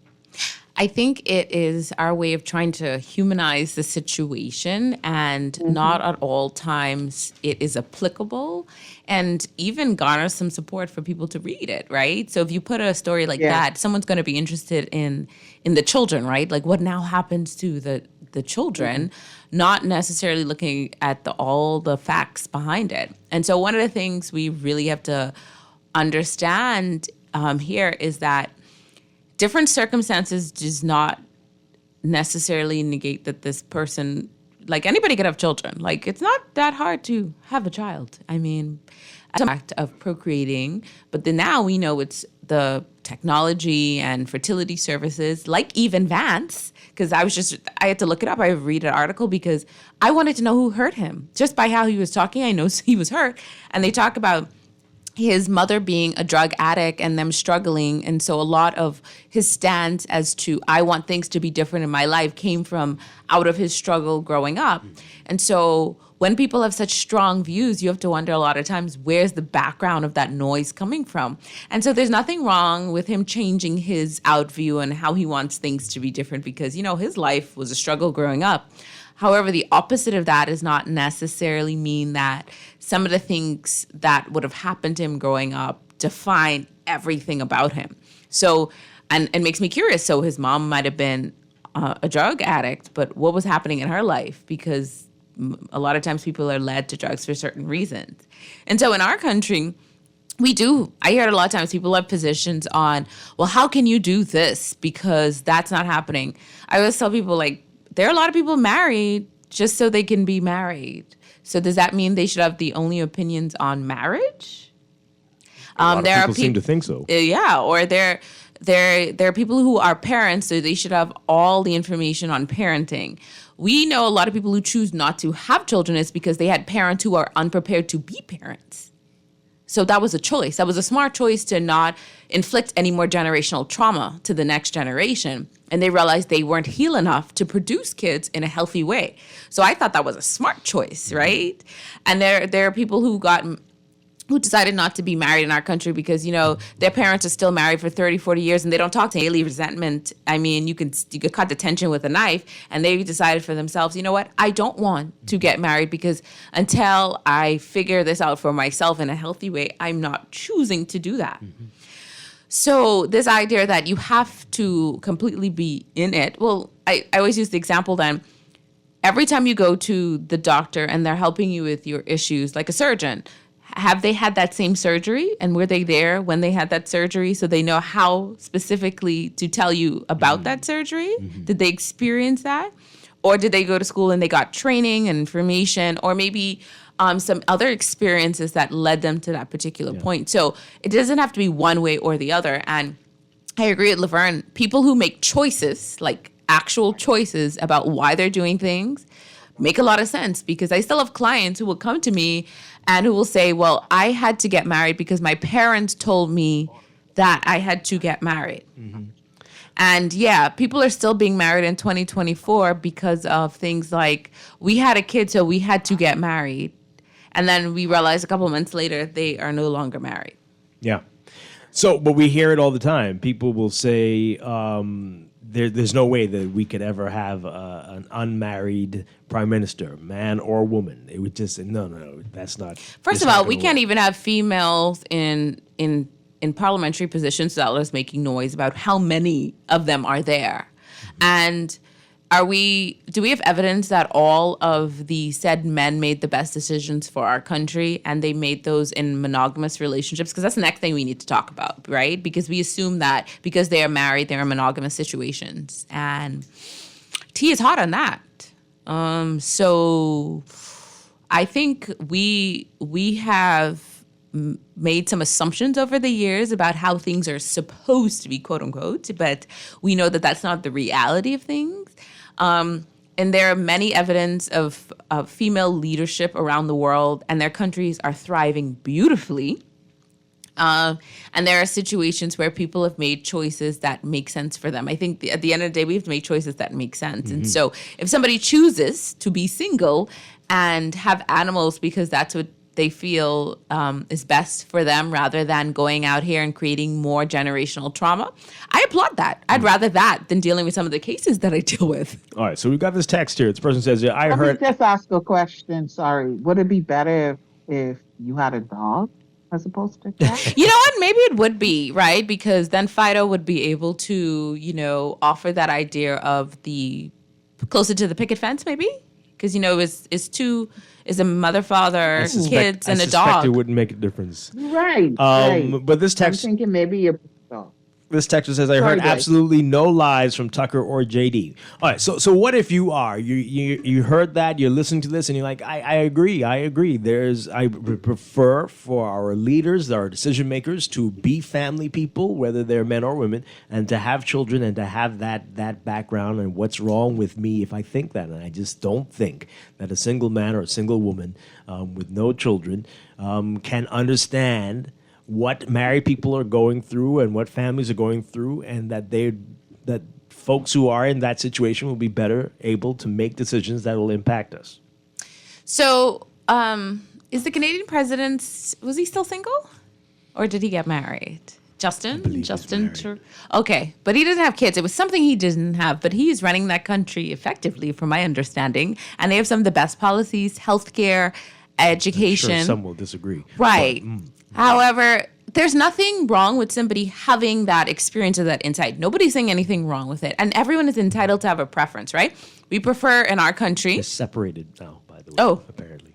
But they have 3 kids. They have 3 kids. Okay. So we prefer in our country to have a male running the country and a male who appears to be happily married. And I use those words because we know appearance is everything in our country. But the reality is, have we actually done deep dives into the family structure and the family history in those families to see if they're actually together? People post nice pictures all the time, but what is the real story behind the pictures? That's what I'm interested in. And those people making those policies, are they really affected by those policies? Or are they far removed? And what I mean by that is that at the end of the day, most people, when you get to a certain level of leadership within, the things that sometimes affect your lower level employees or even the people in a country don't touch you because you're at such a higher level that you have to get down to their level to remember what is actually happening, right? So I wonder if he, like Vance or somebody, do they help at home? Does he go home every day to help with his children? And so because of that, he can make decisions, right? Because he's an active parent in the situation. A lot of people believe it, that you're happier, you got a family, no matter what hard times you have, you don't go home to an empty house or a cat or a dog.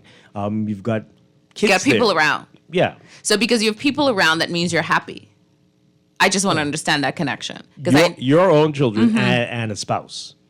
So if you have people around, you have your own children around, your cousin and your own spouse around, you're automatically happy. Well, geez, that explains my clientele. The increase of couples and families I've had lately who have such happy families and situations because they have people to go home to. And I don't know why they come in complaining about loneliness then. That's just a very interesting stance on that. It's the idea. It's the idea we have that if we attach ourselves to these things, it's going to fix things. And those things are going to be better. But the reality is that's not always the case. That's not always true. It's just the illusion of what things are. And for a long time, we have all bought into a little bit of that diluted belief system, hence why so many people can't understand or figure out what happiness is because they don't have those things. And so it may help if that person feels that that's what they need, but I want to know if they're actively involved in those situations. All right, let's hear how the baby people really think about this. I'm sure it's gonna be let's go to the phone lines. We've got a whole lot of text messages here. 323-6232, 325-4316, 325-4259, toll free 242-300-5720. Tweet us, Facebook us, text us 422-47 96. Want to hear from you all. Do you agree? You prefer leaders, decision makers, to be married with children? Would you have an issue with an unwed mother in a position of power? Could you see that ever as a prime minister or even an MP? An unmarried man for prime minister, would that make your blood boil? Let's get your views. Good morning, caller. You're on the air. Good morning, Dwight. How you doing, sir? Doing well. And good morning to your guest host. I agree so much with what she's saying. But most of us, in fact, all of us are individuals, and I observe things mainly on a daily basis, especially on the talk shows where most of us, we assume and we draw conclusions on one another and stuff like that, and we hardly know what other people going through or went through and how they grew up in life. And we assume this person should be this way or shouldn't be that way based on how we feel. I heard the other day a gentleman calling saying, the same people calling into talk shows over and over and over and over All right, for let's years. focus, and though, never Sparky. get Let's win. focus. What do you think about what we're talking about right now? What's your views on this? Hello? What's your views on this, what we're talking about right now? Yeah, that's what I'm coming to, basically what she's saying. I said, but the talk shows bring up the same topics over and over and over, and we talk about what they want to talk about. And when we come to this, I can tell you a scenario based on what the lady said about what some people go through in life and others don't know. Some of us grow up and have our parents until we up in our 60s and stuff, and mommy and daddy still living. Some of us, as children, lose our parents when we're very young. I could tell you a prime example of myself. My mother died when I was only 15 years old. I had an older brother up at Harvard University and a sister 2 years younger than me when my mother passed away, December 1966. That left me, a young boy, struggling because my old man was a bartender. He was always gone, night and day. I had to struggle myself and put myself through school and the government high. My sister was 2 years younger. She was going to St. John's. Sparky, I gotta stop you there. We're running. We don't have that much time. It sounds like that's going to be a very lengthy story, but we appreciate your call. Your guest, this is a text. Your guest said Cam Newton. I believe the interview was Nick Cannon. No, you can't believe that. We all saw the Cam Newton interview as well, and but yeah, there's plenty of them. Yeah. Plenty of the serial daddies. Right. I want to impregnate you and make you the mother of my child, but I do not see you fit to be my wife. Mm-hmm. I mean, yeah. Yeah. Let's take this call. Good morning. You're on the air. Good morning, Dwight. Hi. To your guests and to the nation. Dwight, it's kind of very hard to find a balance in this conversation because even in the two guests that you have in there, your co-guest and your guest, I can hear reasons why I can go against what they're saying also because you're kind of between a rock and a hard place with this conversation because while I can side with your guest and your co-host, I can also feel and hear situations where I can go against them also. All right, but in this case, I'm gonna have to go with J.D. Vance and the other gentleman. I have to go with them because, I believe in family. I believe family is what ties the world together. I believe if everybody decided not to have children or not to get married or whatever have you, I believe the world would be a very lonely place. Everybody be locked up in their house by themselves. Is somebody advocating that? I mean, who's pushing for that? Say again? Nobody's. No, I'm not saying that people are pushing for that, but I'm just trying to contribute to the conversation that you're having and let you know it's kind of hard to find a balance in there. So you're almost in a position to where you're going to have to choose one side or the other. And I'm saying that I would rather go with family. I would rather go with family, children, and marriage and so forth and everything. So you're saying you don't see a place at all for single people and childless people? See, that's not what I'm saying. Because why are you saying you have to pick a side? I mean, okay, because you're in the position where you almost have to. Because, like I said, you can hear the unbalance on both sides. There's no balance. Okay, there's just no balance in there. Whereas you can consider the family side from J.D. Vance and you consider being alone from your guest side. You know, I mean, for me, I would rather not be alone. I would rather be in my So you're house with my married kids. with kids? I am married, and I'm happily married, and I have two beautiful children. In fact, I have two in the U.S. and two here in the country, and they're the most beautiful children in the world, and they make me very happy. With the same woman? I love seeing them grow up. I love seeing their interaction as they grow up. You know, I love being a parent and teaching them how to get an education and how to be good citizens in the society. That's you know, wonderful. I love doing that. Nobody who that's great. What's the issue? I don't. That's, No, the issue is right. That's just my preference. yeah, Okay, that's the issue. I don't Right. have that's anything- fantastic. But why can't, here's my thing. That's your preference, and that's fine. I'm also married with two wonderful children whom I love. I'm happy with my relationship, yes. But why do we have to pick? Why do we have to say this is right and this is not right? Okay, so Why can't we coexist? Why can't we coexist? If there is a leader who is out there and is firing or taking off everything, but he or she is not married. Okay.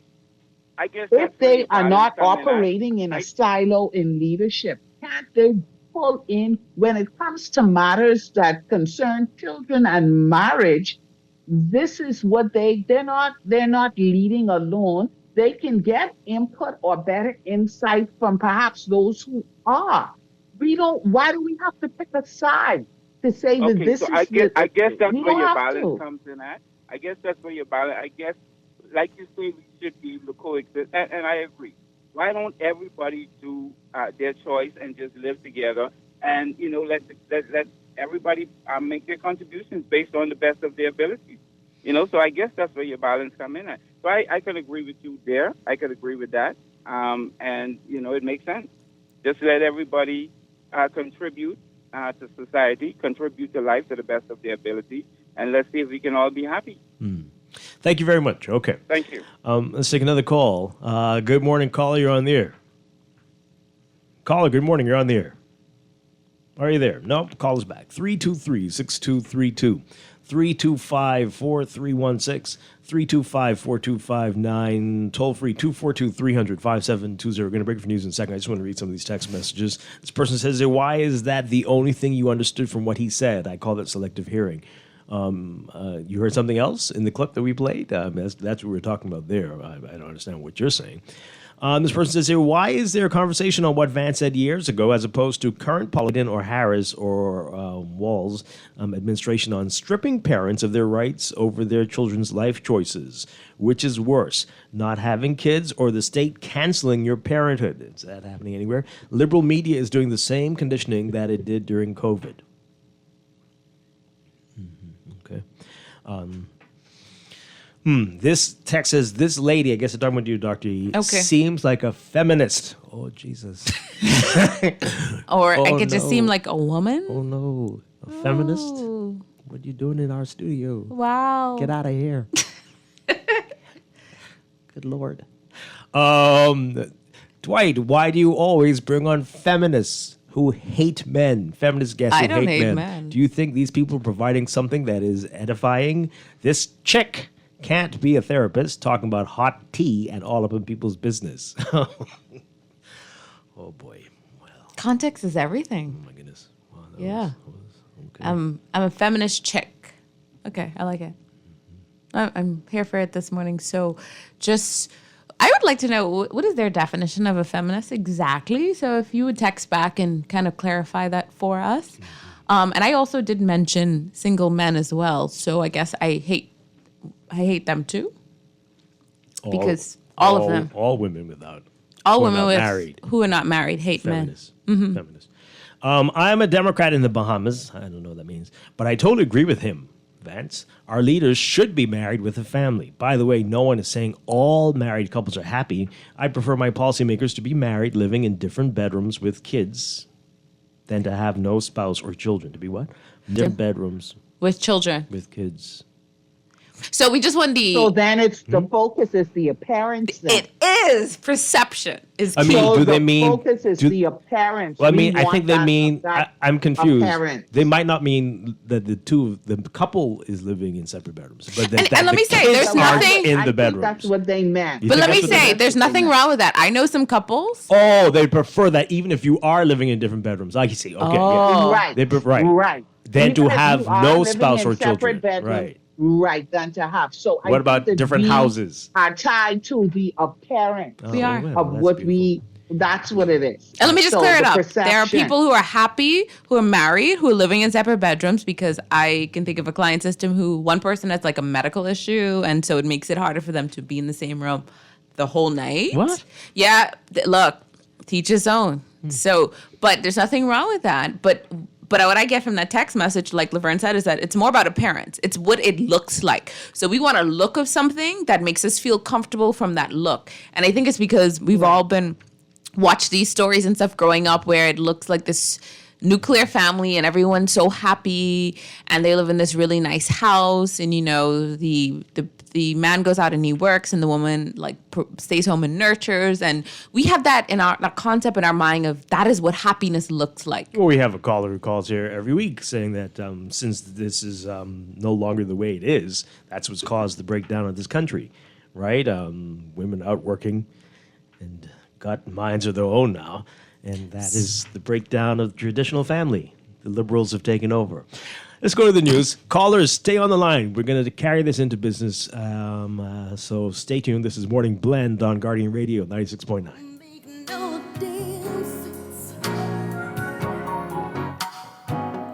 If we're gonna keep saying we love one another,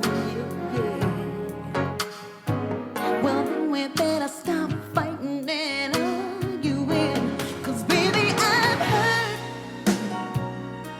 I'm sorry too many, many times before. Now I know better, and it hurts to hold on to this kind of love. Craving something delicious and freshly made? Dunkin' has got you covered all day your way. From savory sausage, egg and cheese to crispy bacon, ham, and even tuna. Our sandwiches are made to order just for you. Choose your favorite. Bagels, croissant, toast, or muffin. Whatever you want, we've got it. Whether it's a classic grilled cheese or a hearty club, your perfect sandwich is just a bite away. Dunkin's fresh, made-to-order sandwiches made all day your way. Only at Dunkin'. The Bahamas runs on Dunkin'. In the world of business, technology is not a choice, it's a necessity. And for businesses that demand excellence, there's only one choice for unparalleled support and cutting-edge technology. Custom Computers. You have challenges and we have solutions. Computing, networking, storage, and printing for enterprises large and small, aligned with premium brands like HP, Microsoft, Konica Minolta, and more. Get tech done the right way with Custom Computers. Call the know-how team at 396-1101. All those loans I had were so overwhelming. Fidelity's debt consolidation loan combined all my loan payments into one easy payment with a built-in savings plan that pays me unbeatable interest. It's time to make that move to Fidelity. Call 356-7764. Fidelity, we're good for you. You try to rest, but roll with the best. For all your printing needs, there ain't no one better, no. For posters and binders, magazines and flyers. For window decals, greeting cards and newsletters. No job too big and there's no job too small. You name it, we can print it, just give us a call. Let Print Masters bring your masterpiece to life. Located in the Nassau Guardian Building, telephone 302-2361. This is Guardian Radio 96.9 FM, Nassau, Bahamas. The views and opinions of the hosts and guests are their own and do not necessarily reflect the position of the management and staff of Guardian Network. Wake up, it's a new day. Wake up, it's a new day.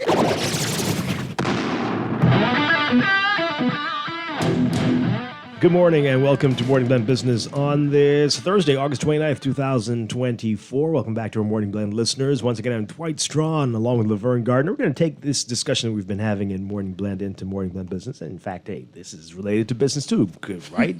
People talk about leadership of the country, leadership of big companies. Would you prefer a married person with children as opposed to a single person with no children? Right? The Childless Cat ladies. That's what we're discussing with Dr. E, Dr. Edrika Richardson, family therapist. It's been our guest. Why do you always got to be with cats, though? Like, I'm back to Laverne's thing. Why can't it be like a childless dog person or a person who just doesn't have any? Oh, what if they don't have any animals? Is that even worse? No, it's not worse. Cat is the worst. Cat is the worst. Yeah, I think it's worse. Cat says something. Yes. What about a bird? No, that's fine. Right. Or like a ferret Bird's or okay? Cat a fish. is just the perception. We need to maybe invite the Humane Society on to talk about why cats have that bad raps. Yeah, right? why do cats have a bad rap? Yeah, well, it's not that hard to figure that one out. But I'm It is. Let's read some of these texts. Okay, and call in, folks. We want to hear from you about it. Do you have a preference? Does it matter to you? Does it not matter? It seems like most of the people listening, it does matter. They do think it's better. Although, again, you were asking a good question, Dr. E, off air. How many of our current leaders are married with children? I do believe it's most. It's not all, but most, and that's how it's been traditionally for the Bahamas. Mostly married with children, and just look around if that has been working. 323-6232, 325-4316, 325-4259. But again, like a previous caller was saying, no one's suggesting that we think only single people and childless people should be running things. No, we're just saying, why does it have to be either or? Why can't it be both and? Right. Why can't we have somebody who has decided, Why made does a it choice, matter at all? Right, who made a choice? Why wouldn't they be just as effective in their political position as somebody who's not? Yeah.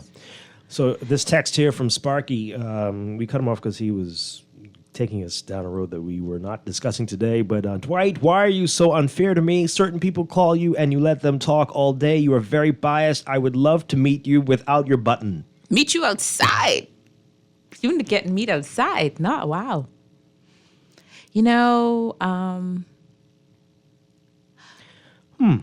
Okay, well, just the only reason, that wasn't intentional. We could have a show on that another day, Dr. E. This texture says, I prefer leaders married and with children. Every individual thinks they know their purpose beyond what we have strayed away from God's purpose of family and community, spirituality, and some just choose to disconnect, and they get lost in this systemic ideology that every man and woman for themselves. Ooh, let's add to that. So not only do they need to be married with children, they also need to believe in God, because we just also assumed by that text message that everybody believes in God or those principles. How do we know that? Do we know everybody right now who is out there is in that they're married with children and believe in God? Or do we just assume it? They go to church every week, so what do you mean? Which church do they go to? And do we see them at church? Mm-hmm. Oh, okay. I literally was asking. That's good enough. Your guest and co-host's argument about perception. Yeah, exactly, perception. It's about perception. Their argument about men getting women pregnant is almost as if they go around looking for such activities.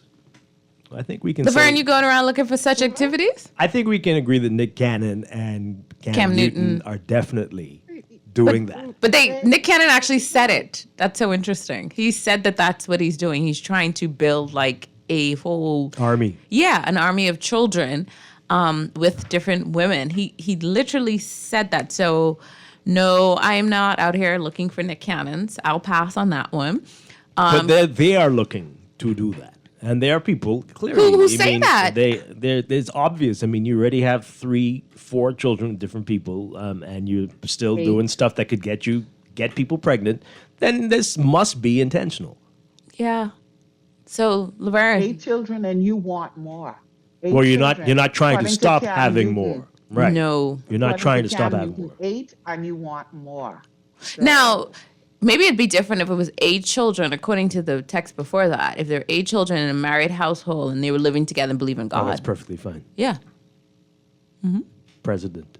if it's Emperor. a healthy, Emperor. If it's a healthy relationship,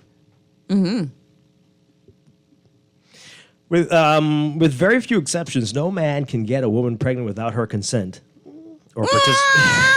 or participation. Excuse me? Nor make her carry a child to term. Please don't bring the rape or incest argument without providing number. Okay, this is getting crazy. Texter, what's happening? What's happening? we're talking about. Let's focus. Let's I'm focus. so just went a little confused. bit Let's off focus. top. That was straying somewhere Let's- else. That was a bit off topic. Quite a so bit. We're not focusing on that. Yeah. Yeah. This texter says, it shows how much trouble we are in as a country when I hear some of the comments that some of the callers and texters make. God help us. This person says here, what a complete donkey. ERCA needs to update their rules so that I can say what I really think. Everyone is connected to someone, be they a biological child, a niece, a nephew, or a godchild. But I have no kids, and I hate cats and slimy bugs. Both are sneaky and untrustworthy. When I think about the future, after I'm gone, I'm thinking about life for my nieces and my nephews and what I can do to move them ahead and help them move past some of the challenges I face, even though I don't have any kids. That's what the person said. Wow, yeah. So, because even when you said, so Kamala doesn't have any biological children, but she's a step parent. Yes. She's a bonus parent to children. And how do we assume that she did not try? So then I think to myself, okay, did she have any fertility issues? Does her body even allow her to have children? How many miscarriages she might have had? We just assume that somebody who doesn't have children, they're childless by choice. Sometimes they're childless by force. They have had no opportunities where their system doesn't work to allow them to carry a child to full term. So we also need to stop making up stories about people's bodies. Right. We don't know what the But story what if is. she decided that she didn't want any? Yeah, And what if she what about decided it? that I Yeah. just do not want to have children? Exactly. for whatever We don't know. reason? Yeah. Does it make a difference? No, Apparently it does. yeah. Callers, we'll get to you in a second. This text says, I'm having And good... perhaps if sorry, Dwight, perhaps if people knew her situation, then they would be more sympathetic. Which takes me to, and I'll be really quick, I know you have a caller. Jennifer Aniston, Dr. I don't know if you remember her story. People kept saying that she didn't want to have kids, she just wanted to put a career first. And then when she wrote a book and then she explained how hard she was trying. And Right, I remember that. Okay then, it's okay. But then why do we have to go all the way there That's what I was to gonna say. provide Why empathy? do you need to know And that's this? my point. Why do you need to know that? Wow. Okay. This person, good family support is wonderful for a great leader. The family support bolsters the inherent leadership skills and qualities. Our problem in the Bahamas is we do not examine the skills, qualities, and character. I don't want an unethical, brainless female prime minister just because she's female. But if you give me Mia Motley, I'll take her as PM any day. She's Okay. a woman. And Apparently a feminist too, I've heard. And I don't believe married, and I believe childless. Correct. So, we have tons and tons of secretly abused women in marriages. Some are lucky enough to get a divorce and then begin a new life. Einstein was in a miserable marriage, while Beethoven was never married. Both contributed greatly to humanity because they were human and inherently great. Yeah. Oh boy. Dwight, isn't your therapist guest violating the code of her practice by revealing the issues of her guests? No, she's not saying who they are. Come on now. But they go on to say, not very cutesy or demure. Oh boy. Thank you for that TikTok education. But what you will know about violation of ethics is that if I provided the client's identification, then I would be providing breaking those laws. But you can talk about different scenarios. Shoots, I could be talking with somebody I know personally. And this is how you learn, right? This is how you Right. spread education, by talking about scenarios and what you've seen, and people need to hear to learn how not to deal with, not to be in Not to repeat situations the like same that. cycle so Right. that we can try to push a new generation forward. That the first thing I hope is that they're critical thinkers and that before they present information to somebody else, they go and look it up to make sure that they understand what they're saying. The texter goes on to say, since your guest is asking people if they have children with the same wife, is your guest married, straight, and a Christian? Because that does matter to me, Dwight. Why? Why is my business your business? I'm not sure. Can the text back and understand what is the relevance of that? I'd like to understand that, please. Caller, you just want to read this before we get to you. This person says that women in the workforce, here we go, have created unemployment. I cannot. Driven down wages, and harmed the education system. Hold on. Break that down again because I want to reply to each part. So women have what?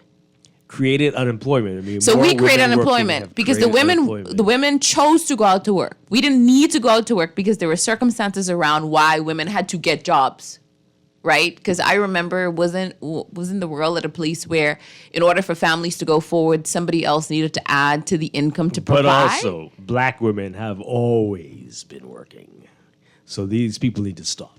And what was the second part? I need to break that down. So we drove down. So this is this text anyway.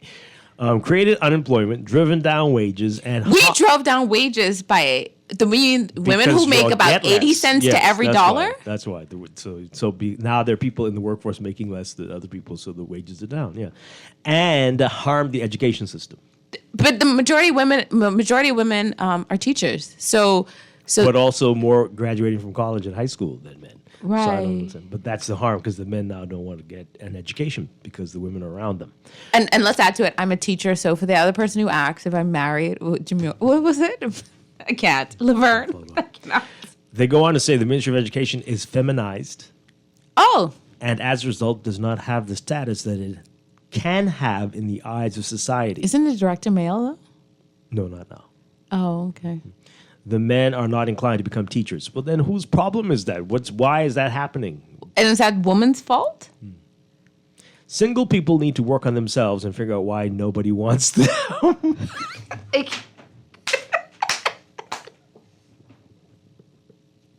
Let's just end the show right now. I cannot. You're good. Laverne, I'll talk to you next week. You know, this is your commenters are. Let's go to the phone lines. Good morning, caller. You're on the air. Yes. Hi. Yeah. Good morning, Dwight. Good morning to you again. Dwight. I mean, listen. I would take this with a grain of salt, man. But listen, get to the calls first, man. You know what it is to be. I'm sorry. I'm so sorry. And the text messages are crazy today, so you were right. My apologies. My apologies. You know. But my take on it, I just want somebody who is able to fix this country. Whether it be a donkey, a cat, a rat, whatever it is. Not the rat, though. Yeah, anything. Really? Cat, Fido, whatever it is. I just want somebody to fix this country. Parliament was established the Constitution says that Parliament shall pass laws for the good governance of this country. Correct. I want somebody there somebody like Belinda Wilson.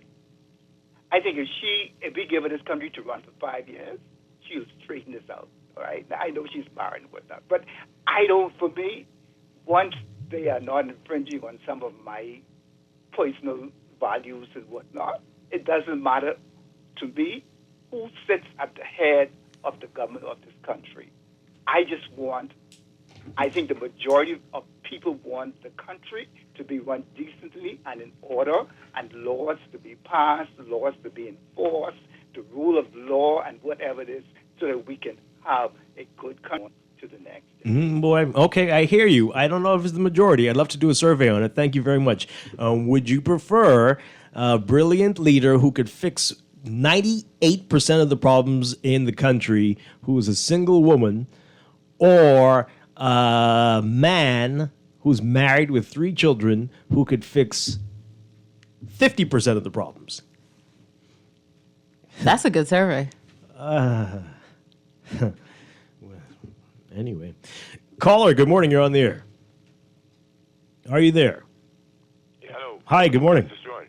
Hi, good morning. Good morning to your guests. By the way, good morning, Laverne and Dr. E. Dr. E is a therapist because I listened to Her voice Morning. is therapeutic. Her voice is therapeutic, but as it relates to the statement by J.D. Vance, I will not be I will not be confused by the liberal views, but I guess this narrative stemmed from the sexual binary orientation and the disengagement of parental rights over these particular models in which they say they will take the rights from the parents, and parents could be charged for abuse if they don't allow the child to get sexually transformed or turn into a transsexual, et cetera, et cetera. But as it relates to the woman issue and the man issue you're talking about, I had an aunt, a very favorite aunt. She helped me with my schoolwork. I think she had a lot of BJCs, GCs. She got a scholarship to go to Georgetown University. And what I just sit back and realize is that Auntie Liana didn't have any children. But I know she loved us, and she loved children, and she loved all her nieces and nephews. And she was even begging me and telling me she'll help me go to get in university in the States, et cetera, et cetera. So, I mean, single people do love people. But with a situation, all right, let's say Miss Harris, she doesn't have any biological children of her own. I think she may have a stepchild with her husband. But even in America, the people know that she, before she was married, they have her business on the internet, et cetera, et cetera. So for me to sit back and say it's a one-fix-all, maybe AI, Dwight, that's just a joke I showed there, right? Will do better than these people. But even an animal knows intuitively that he has to progenate. And so when we look at that, right, then it's natural to want to have a child. But like Dr. E says, some people, for some biological reasons and some reasons, they don't want to have children. And sometimes it's men who don't want to have children with women and women want to have children, because we see a lot of instances where a woman want to have children and the man say, no. But with me, I tell you this, Dwight, and I know for many others, I didn't plan any of my children. So I have three children, one with my first fiance, and then two with my present fiance. So I'm not married. But marriage is a construct. Being single is a construct. Because if you have single people, they're still having sex.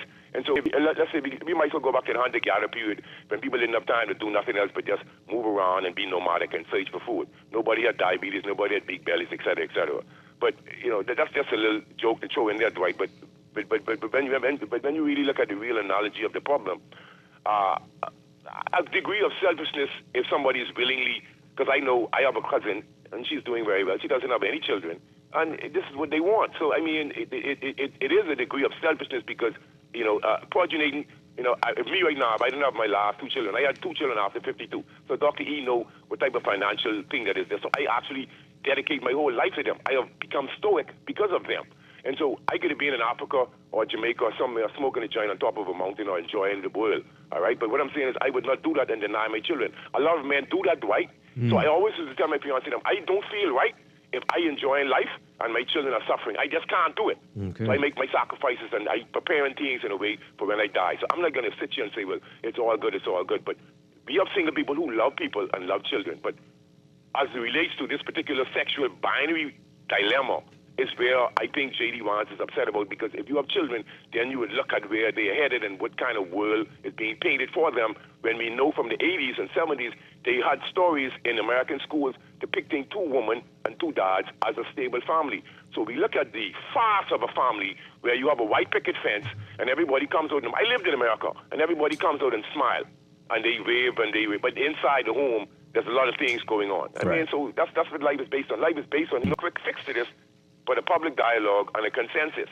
Okay. So I would have to lean more on what J.D. Vance is saying, but I can't agree totally, because you have single parents who are not liberal. And because I heard a guy call you the other day talking about liberalism, but he doesn't realize how multifaceted liberalism is. You understand? So I did agree with that, Dwight. Yeah. So I just hung up All and right. listen. Thank you very much. And not everybody who's single would be, yes, of course, liberal and into what you were talking about before and crossing those lines. So you can't make those assumptions. Right. This texter says, I think being married with kids or single doesn't matter. I think character and integrity matters most. Marriage nowadays doesn't indicate integrity as much as we think it does. This person says, I have no problem against unmarried people in supervisory positions in government. But those in senior positions, such as with ministerial posts in government, should be married. Okay. It's because they often have to make policy decisions affecting married families. There's nothing like having that experience of being married and raising children and being able to relate to people in your sphere when creating policy that will affect them. Well, then, okay, so what So what about women's issues then? If you have a whole bunch of men in the cabinet, what are we saying, right? What about making policies that will affect young people who are not married or people who are not married? So if it's all married people, if that's how you think humans have to be in order to make decisions, they have to be in the experience to make the best decision. What are we doing? Does that mean that single people are getting shortchanged because we have a bunch of married people running the country? Here's the thing, Dwight. Leaders, whether they're married or single, they don't have experience in everything that they need to make a decision on. They don't. So they rely on the people around them, the experts around them, to give input and to give guidance. So why would that be any different? Why are we acting as if because you are married and have children, you now are the authority on everything? You got a superpower. You're not. You still will need guidance in specific areas. And I think as people need to understand what we're saying, it can be, it doesn't have to be one or the other. We're saying that why haven't we considered that there are people who are even more qualified than those who may be married, who should be given a chance if they decided that they were going to run for some political sphere. That's all we're saying. We're saying that do not let the perception of somebody be the reason why you stand behind them. Read their policies, read what they're actually thinking about doing. What have they done in the community to show their efficacy? And that's why we're going to see. And we have seen, we know of these. Right. Lots of sham marriages, people who are just getting married because they think that it's going to enhance their chances their image, of ascending to the tops of whatever field they're in. And what does that do for anybody? This person says here, Dwight, what exactly does cat say, sir? This is a response to something I said earlier. I'm looking at my cat right now. It's easier to love animals. You always get love back, unlike most humans. Oh, what? The person for the job should be the one most qualified and capable. Men have become kings unmarried. Sometimes the job is done better without the distraction. That's, they're entitled to their opinion. That makes sense, though. This person says here, a very interesting show, Dynamite, Dwight, and Laverne, but LOL, tell Dr. E, even though she is one of my favorites to appear on your show, stop complaining about her very own cash cow. What? Huh? Her endless stream of clients. What now? I don't understand. Do that. Sounds okay. I think she's not complaining. Yeah, she's not complaining. She's just telling you what she sees. And I'm saying that, and so I could be very clear, that we see a lot of perception and appearances out there. And what my hope is that when we hear statements like that we work on making sure that our family reality, not just what the pictures look. People look good in pictures. Make sure that the people in the household you are in household with, you're communicating with, you're interacting with, you know something about them. There are a lot of people who live together and know nothing about the person in the house. Mm-hmm. If you're married, make sure that you're spending time with your spouses and you're getting to know them daily and that you're actually interested in being married. I'm saying that if you have children, pour into them. Learn something about your child beyond just their educational acumen. Like, go ahead and be a parent to them. Build their self-esteem, their self-worth. What I'm saying is let's stop creating false realities and create actual real-life experiences. Let's take this call. Good morning, call. You're on the air. Hey, good morning, Dwight. Good morning, Laverne. Hi. And good morning to the good doctor. Good morning. Good morning. Dwight and Doc, do you realize every time you try to explain what you just said, somebody else come back up with something negative about the explanation? Yes. But you know what? We won't give up. This is my point. So even when you give up, there will be a complaint about you giving up. So where does it end? You know, they're talking about Kamala Harris and not being a mother, you know, but it takes more than just birthing a child to be a mother. Correct. You get some of the best mothers never birth a child.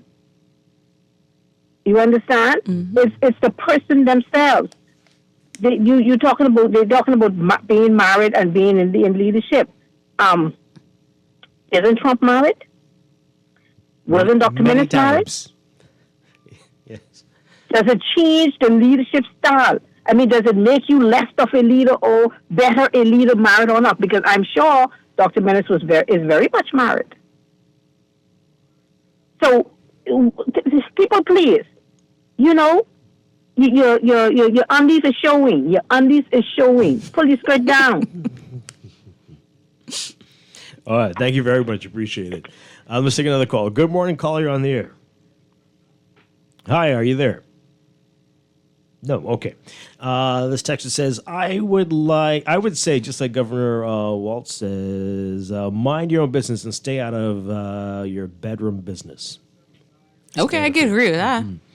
All right. This person says here, maybe single but not openly gay as leaders. But in the Bahamas, white and women as leaders is the ridiculous glass ceiling that I would like to see shattered.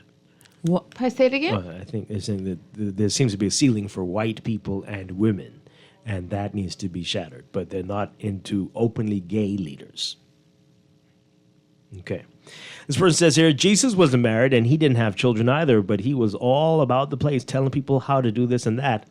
Oh! Look at this. Oh, boy. Now we're going to get struck by lightning. All right, this text here, I was looking for this one. I think it would be fair and transparent to tell the listening audience that Vance clarified that his comment was not intended to attack people who choose not to have children. Okay. Or those who care for pets instead of raising kids.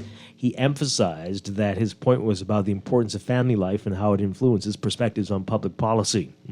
Okay. Now, locally, there are some prominent people in the Bahamas and chairmen of political parties who don't have a wife yet. They set policy. Yet they set policy. No, they don't have it yet. Okay. That was so shady, but I loved it. Just, no comments. No comments, right? There wasn't a comment, so it was hard to determine what they mean. But right. Yeah. So you can't blame me. We had a pause. Exactly. Vance explained that his critique was specifically aimed at certain elites whose lack of family responsibilities, in his view, may lead to policies that are disconnected from the needs of families. So then I'm getting from that texter is that we need a little bit of everybody at the table when decisions are being made. We need the people who are married. We need the people who are single. We need the people who are have children maybe without a partner. We need the people who don't want to have any children at all. We need a little bit of everybody when policies are being made so it's well-rounded. So it's shaped that influences, everyone has a say at it. I think that's what I'm getting from that. That one way is not just the best way. They're just saying that it has to also include people who those policies are going to affect, and I agree. And I just hope we start at a human level first, though, that our policy making, our policy understanding is how is it going to help the citizens of that country? Okay. This person says here, I rather a man because women can't lead. Simple. Okay. Okay, that's their preference. Boy, wow. Any callers? Good morning, caller. You're on the air. Morning, Dwight. Hi. Morning, Dusty. Turn on your radio for us, please. I turned it on. Sorry. Yeah, Dwight, we try to make rules that make us feel comfortable all the time, especially with this family situations. I can tell you, my mother was a nanny for some of these leadership people who manage in the country, raise their children, and they call them mommy. And they called her mommy. Yep, absolutely. Many people. And stand in a leadership role sometimes. It's definitely just how we say a pastor can't. You have to separate church from state. Yes, we need critical decision making with people with families and all that stuff, but that doesn't have to be. That doesn't have to be a personal decision because a lot of these people in leadership ain't the best parents. Say it again. They still taking advice from people who sit around the table creating policies. persons like that ticket compared to J.D. Vance ticket with Donald Trump compared to a Kamala Harris ticket with Walz. The best parenthood decisions to me is on the way that guy kids showed love for him, shows how he raised those kids, and basically the way Kamala Harris children showed love for her. So it's all about the person themselves, and we see photos with Donald Trump and his kids and his family, and he got children for 3 separate women, but we ain't got a problem with that, eh? Oh, yeah, I forgot about that. Yeah. You know why we don't have a problem with that? Because our cultural and our history of this country is you could have families in different settlements around the country. You could be daddy and have this family here, that family here, but we ain't got no problem with that. Sometimes same settlement. Exactly. Same neighborhood. Yeah. Thank you very much. Next door. Good morning, caller. You're on the air. Yeah, Dwight, I had to call back. And I want you and Dr. to listen very carefully. Quickly. Jesus, Yeshua did have children. He was married to Mary of Magdal. Tell that texter to go and read the Lost Version or the Apocryphal book, and don't believe what she's told, because they didn't have children. They did have children. This is what the Da Vinci Code is all about, the hiding of the divinity and the bloodline of Yeshua. So, I mean, give me a break. Okay. Good morning, caller. You're on the air. Are you there? No. Okay. Let's read more of these messages before we have to take a break. This person says here, the fact is people change all the time. That if you close the book on getting to know each other, you become strangers, never stop getting to know each other. Agreed. This person says here, the sham marriages are the exception, not the rule. So please don't emphasize that aspect. Well, I don't know if you can say that. I don't know. Wait, so sham marriages are exception, meaning that if they do it just because, then that's okay? I'm trying to understand the context. Oh, okay. And then, and how would you know? But okay, but that's fine. I agree. We shouldn't vote on perception. This is why I tell people don't vote for Kamala Harris just because she's black. Okay, agreed. It's not being married or not, but in Kamala's position, pushing a lifestyle that's against nature is my issue with her and her party. Okay. Next. This text says, I would love to have Kamala as prime minister instead of these men choices we have here. Okay. I'm seeing the number of different ways people are spelling Kamala's name. Oh man. Anyway, Dwight, as this can't be Kamala, but anyway, as far as Kamala, remember, trans women can't have kids. Oh my goodness gracious. Except for some names they've mentioned here. Wow, this is texter. I think Dr. E, you might have a new client here. This person might need to see you. It was supposed to be a joke. That's not funny. Anyway, I'm kind of hurt by married couples that have no kids. I think they are selfish. God said, "Be fruitful and multiply." Also, Bahamian women, most Haitians have 10 kids to your 1, and they're proud. No one shames them for that. Children are a blessing. By the way, my aunt was barren, but raised 30, oh God almighty, 30 kids. Marriage doesn't make the man or the woman. It's the integrity of the person. That person just contradicted themselves. That's from that because person. They just said married people who don't have children. Right. What if that? I tell you, you need to add that one to your list of people you see.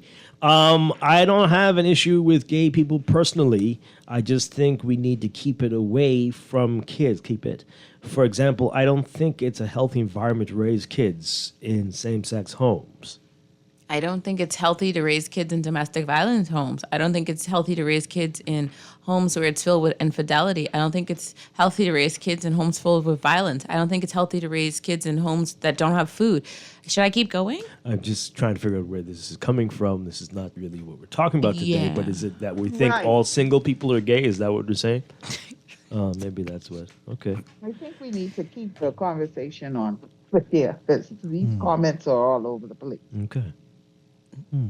I'm very concerned about our country. Like, if this... You're just reaching that point? You know, some of these comments this morning just remind me of the fact that we don't listen very well. Because if we'd listened very well, we'd remain curious and have a better understanding of what the person is saying rather than be reactive to what they're saying. But that requires active listening, which is a skill. You need to practice it. And active listening means you absorb everything the person said, ensure that you heard what they said correctly, and then you remain curious about what they said, and you just don't defend your position. Because none of the comments we had this morning, one or two of them appeared to be active listeners. Of the that scores. Part, right, that disturbs me a little bit, because these are the people whose voices are very loud and their opinions carry weight. And are voting. Yes. And are making the decisions and putting people in positions of power that will determine our future. That's the scary part. Good morning, caller. You're on the air. Hi, good morning. You're on the air. Are you there? Good morning. Hi. Turn on your radio for us, please. Oh, boy. Hello. Okay. Yeah, you're on the air. Turn on the radio. Yes. Good morning, Dwight, to you and your guests. Good morning, Laverne in the Bahamas. Hi. Good morning. Yes. Good morning. So look, I would say today in the Bahamas, our country is being run by leaders who are married and have children. And I would say to that, just look at the mess that we are in. Thank you. Drops mic. Right. Okay. Sure, right? But it's bigger than that. I know what you're trying to say. Right. And we hear you. But it's bigger than that. And that's the point we're trying to make. Right, that we need to make sure that when we are putting people in political power positions, that their policies, that their thought process, their critical thinking ability is more important than their perception of what their life looks like. I think that's what we're trying to say overall, that these people who we're going to put in these positions are going to fight for the people, and that are going to make policies and financial decisions that will affect the whole country as a whole to get better. Yeah. That's all we want at the end of the day. And right. If you have 5 candidates and only one is married and the others are all single, you making the decision that I'm going to vote for the married person is foolish, unless you know what their policies are. The 4 single ones might be completely crazy, and so yes, this is a better choice here. But if you don't know anything other than who's married and who's single, and you decide to vote for the person because they are married, you're going to get what you get. Or if I know them because they know my cousin, and so I should vote for them because they know my cousin. Right? So that's not going to get us anywhere either. What we're just saying is that... That might be better than voting on marital status. What we're saying is that educate yourselves. It might be a little bit. Educate yourselves on whatever you're going to decide is going to be your morals and values about why you're choosing who you're choosing. And if you're not choosing anybody, then it may be helpful to remain silent.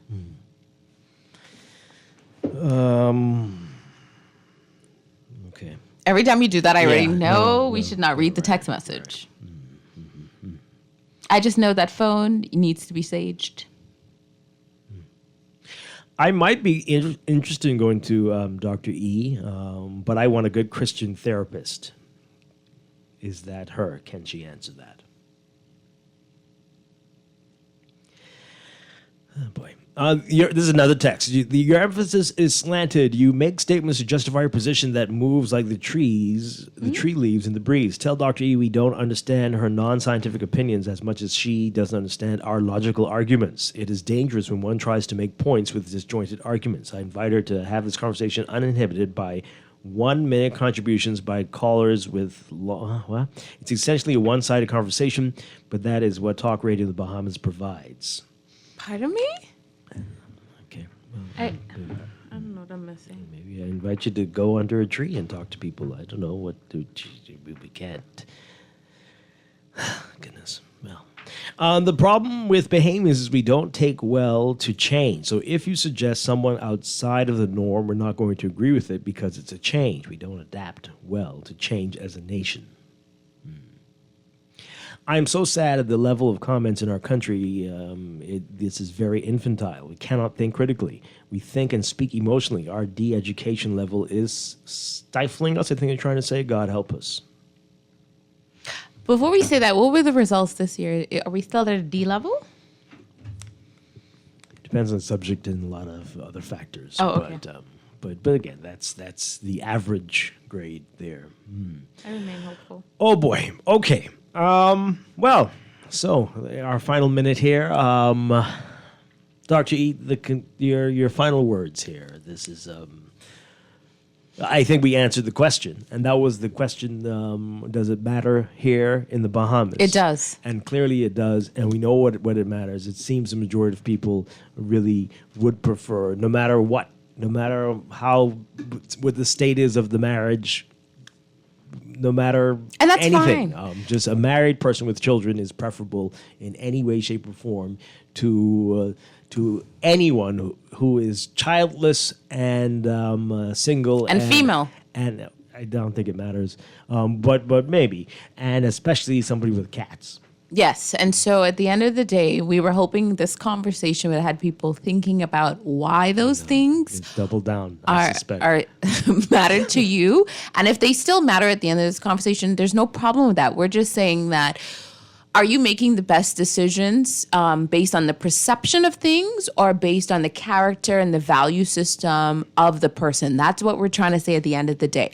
So we are not trying to change anybody's mind on who they want to vote for and why they want to vote for them. We're just saying that make sure that the comments that are coming out of your mouth, the thoughts that are coming out of your head, and your behavior reflects what you stand for, and that you're voting for those people who stand for those same things. Because if the perception of that person is the only evidence you have for why, then that may not be good enough. Make sure you're looking at policies, looking at legislation. Make sure you're actually educating yourself, because at the end of the day, what we want for the Bahamian people is to move forward and to get to a higher level of thinking, because that's the only way we're going to change our country. Laverne, you want to add your final 2 cents on this before I read this text? This will be a great way to end the show. No, Dwight. Oh, Laverne's exhausted. Oh, boy. This text said the people having the Haitians having lots of kids and Bahamians only having one. My point was that married or not married, having kids and struggling is better than abortion. Marriage is a serious decision that follows you to death. So be careful who you marry. Thank you so much for having me. It's always a pleasure. Mr. Producer Rick from the chorus as we go to the break. Dr. E. I just want to say thank you again for having me on, and I really hope that we need some help, because this really ain't working. I just really hope that we all, get better within ourselves so that we can push our country forward. That is just my I own thought hope. that was the best one to end with, but no, we got a better one. Dwight, I'm voting for the man who gives me the best rum, chicken, wings, meatballs, and pasta. Voting for policies is for clowns and jokers and MSNBC people like Dwight Strachan. Oh, my God. Oh, God. Okay, I need a therapist. Let's talk during the break. We'll be But back, I have to folks. be Christian and believe in God and married, remember? We'll be back.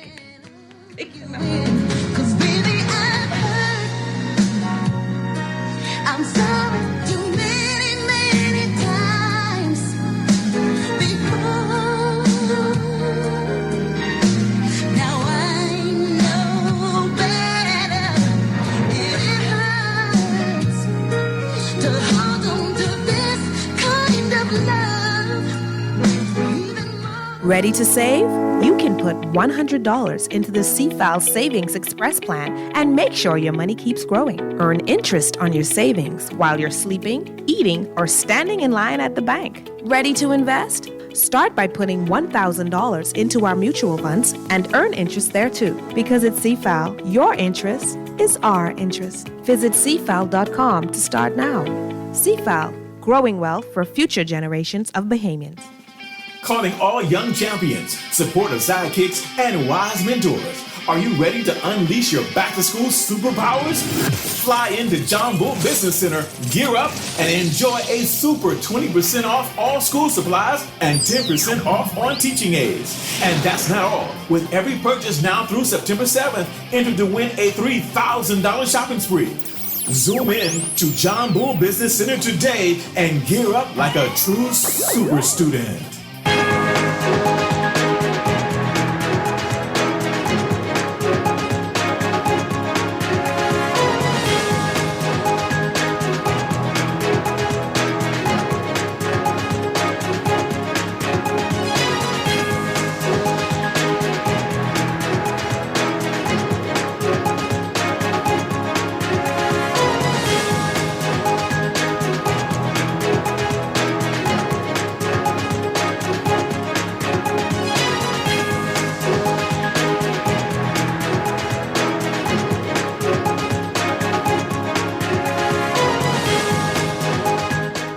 It is time for your morning business report brought to you by CFAL. Grand Bahama Chamber of Commerce President James Carey says that the Grand Bahama Shipyard heads of agreement signing with the government this coming Friday is a significant development for the area. He says the shipyard continues to do its thing and the delivery of new dry docks is still some time out. A source close to the signing telling Guardian Business that the HOA will enable the development of the shipyard's dry docks, which are needed for its continued development. The smaller of the two docks will boast a lifting capacity of 93,500 tons with an overall length of 357.39 meters or 1,172.54 feet. You can read more about this in today's Guardian Business section. A prominent CLECO policyholder says he's heard nothing about getting a payment, despite Prime Minister Philip Davis telling Parliament that that the failed insurance giant was proposing to declare payments shortly. Bishop Simeon Hall telling Guardian Business that he understands that CLECO's parent company in Trinidad has been slow with regard to processing payments to individuals that lost money after its collapse. It's been 15 years since the once Caribbean insurance giant CLECO collapsed and policyholders lost their money. CLECO's parent company, CL Financial Limited, based in Trinidad, was hit by the 2009 economic and financial crisis and needed to be bailed out by the government of Trinidad and Tobago. Prime Minister Davis told Parliament back in July that they been made aware that the settlement with the liquidators in Trinidad was imminent. You can read more about that again in today's Guardian Business section. In your Market Watch, recapping trading on the BISX from Wednesday. Your market movers: Consolidated Water down 5 cents, closing at 5.55. Emira Incorporated down 2 cents, closing at 9.15. The BISX All Share Index closing at 2,964.77, down 0.08. That's your Market Watch, and that is your morning business report brought to you by CFAL, growing wealth for future generations.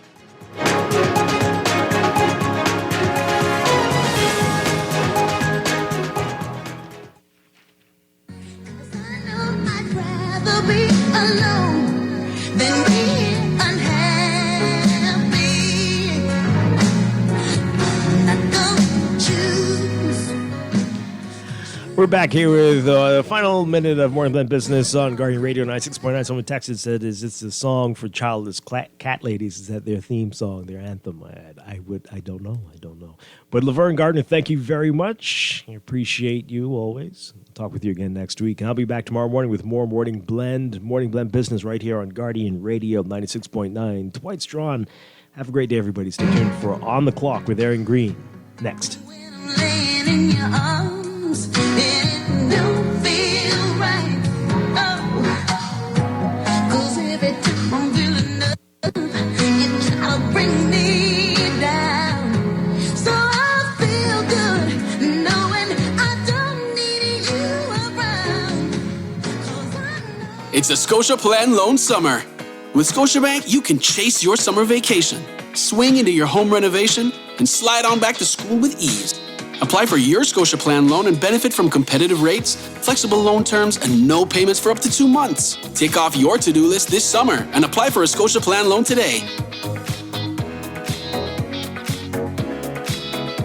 Now let me see now. 326 ETIC. Hello? This Epic battery. This Miss Beulah from round the corner. I hear you're selling tires now on Wolf Road too. Praise the Lord. It's about time. I live Fox Hill and Fire Trail. It's too far. That ain't all. They open Monday to Friday, 7 a.m. to 7 p.m. On Sunday and holiday, 8 a.m. to 4 p.m. My brother Sam, he's a hacker, and he could go right there and get fixed up. Call us at 326 EPIC. We ship also to the family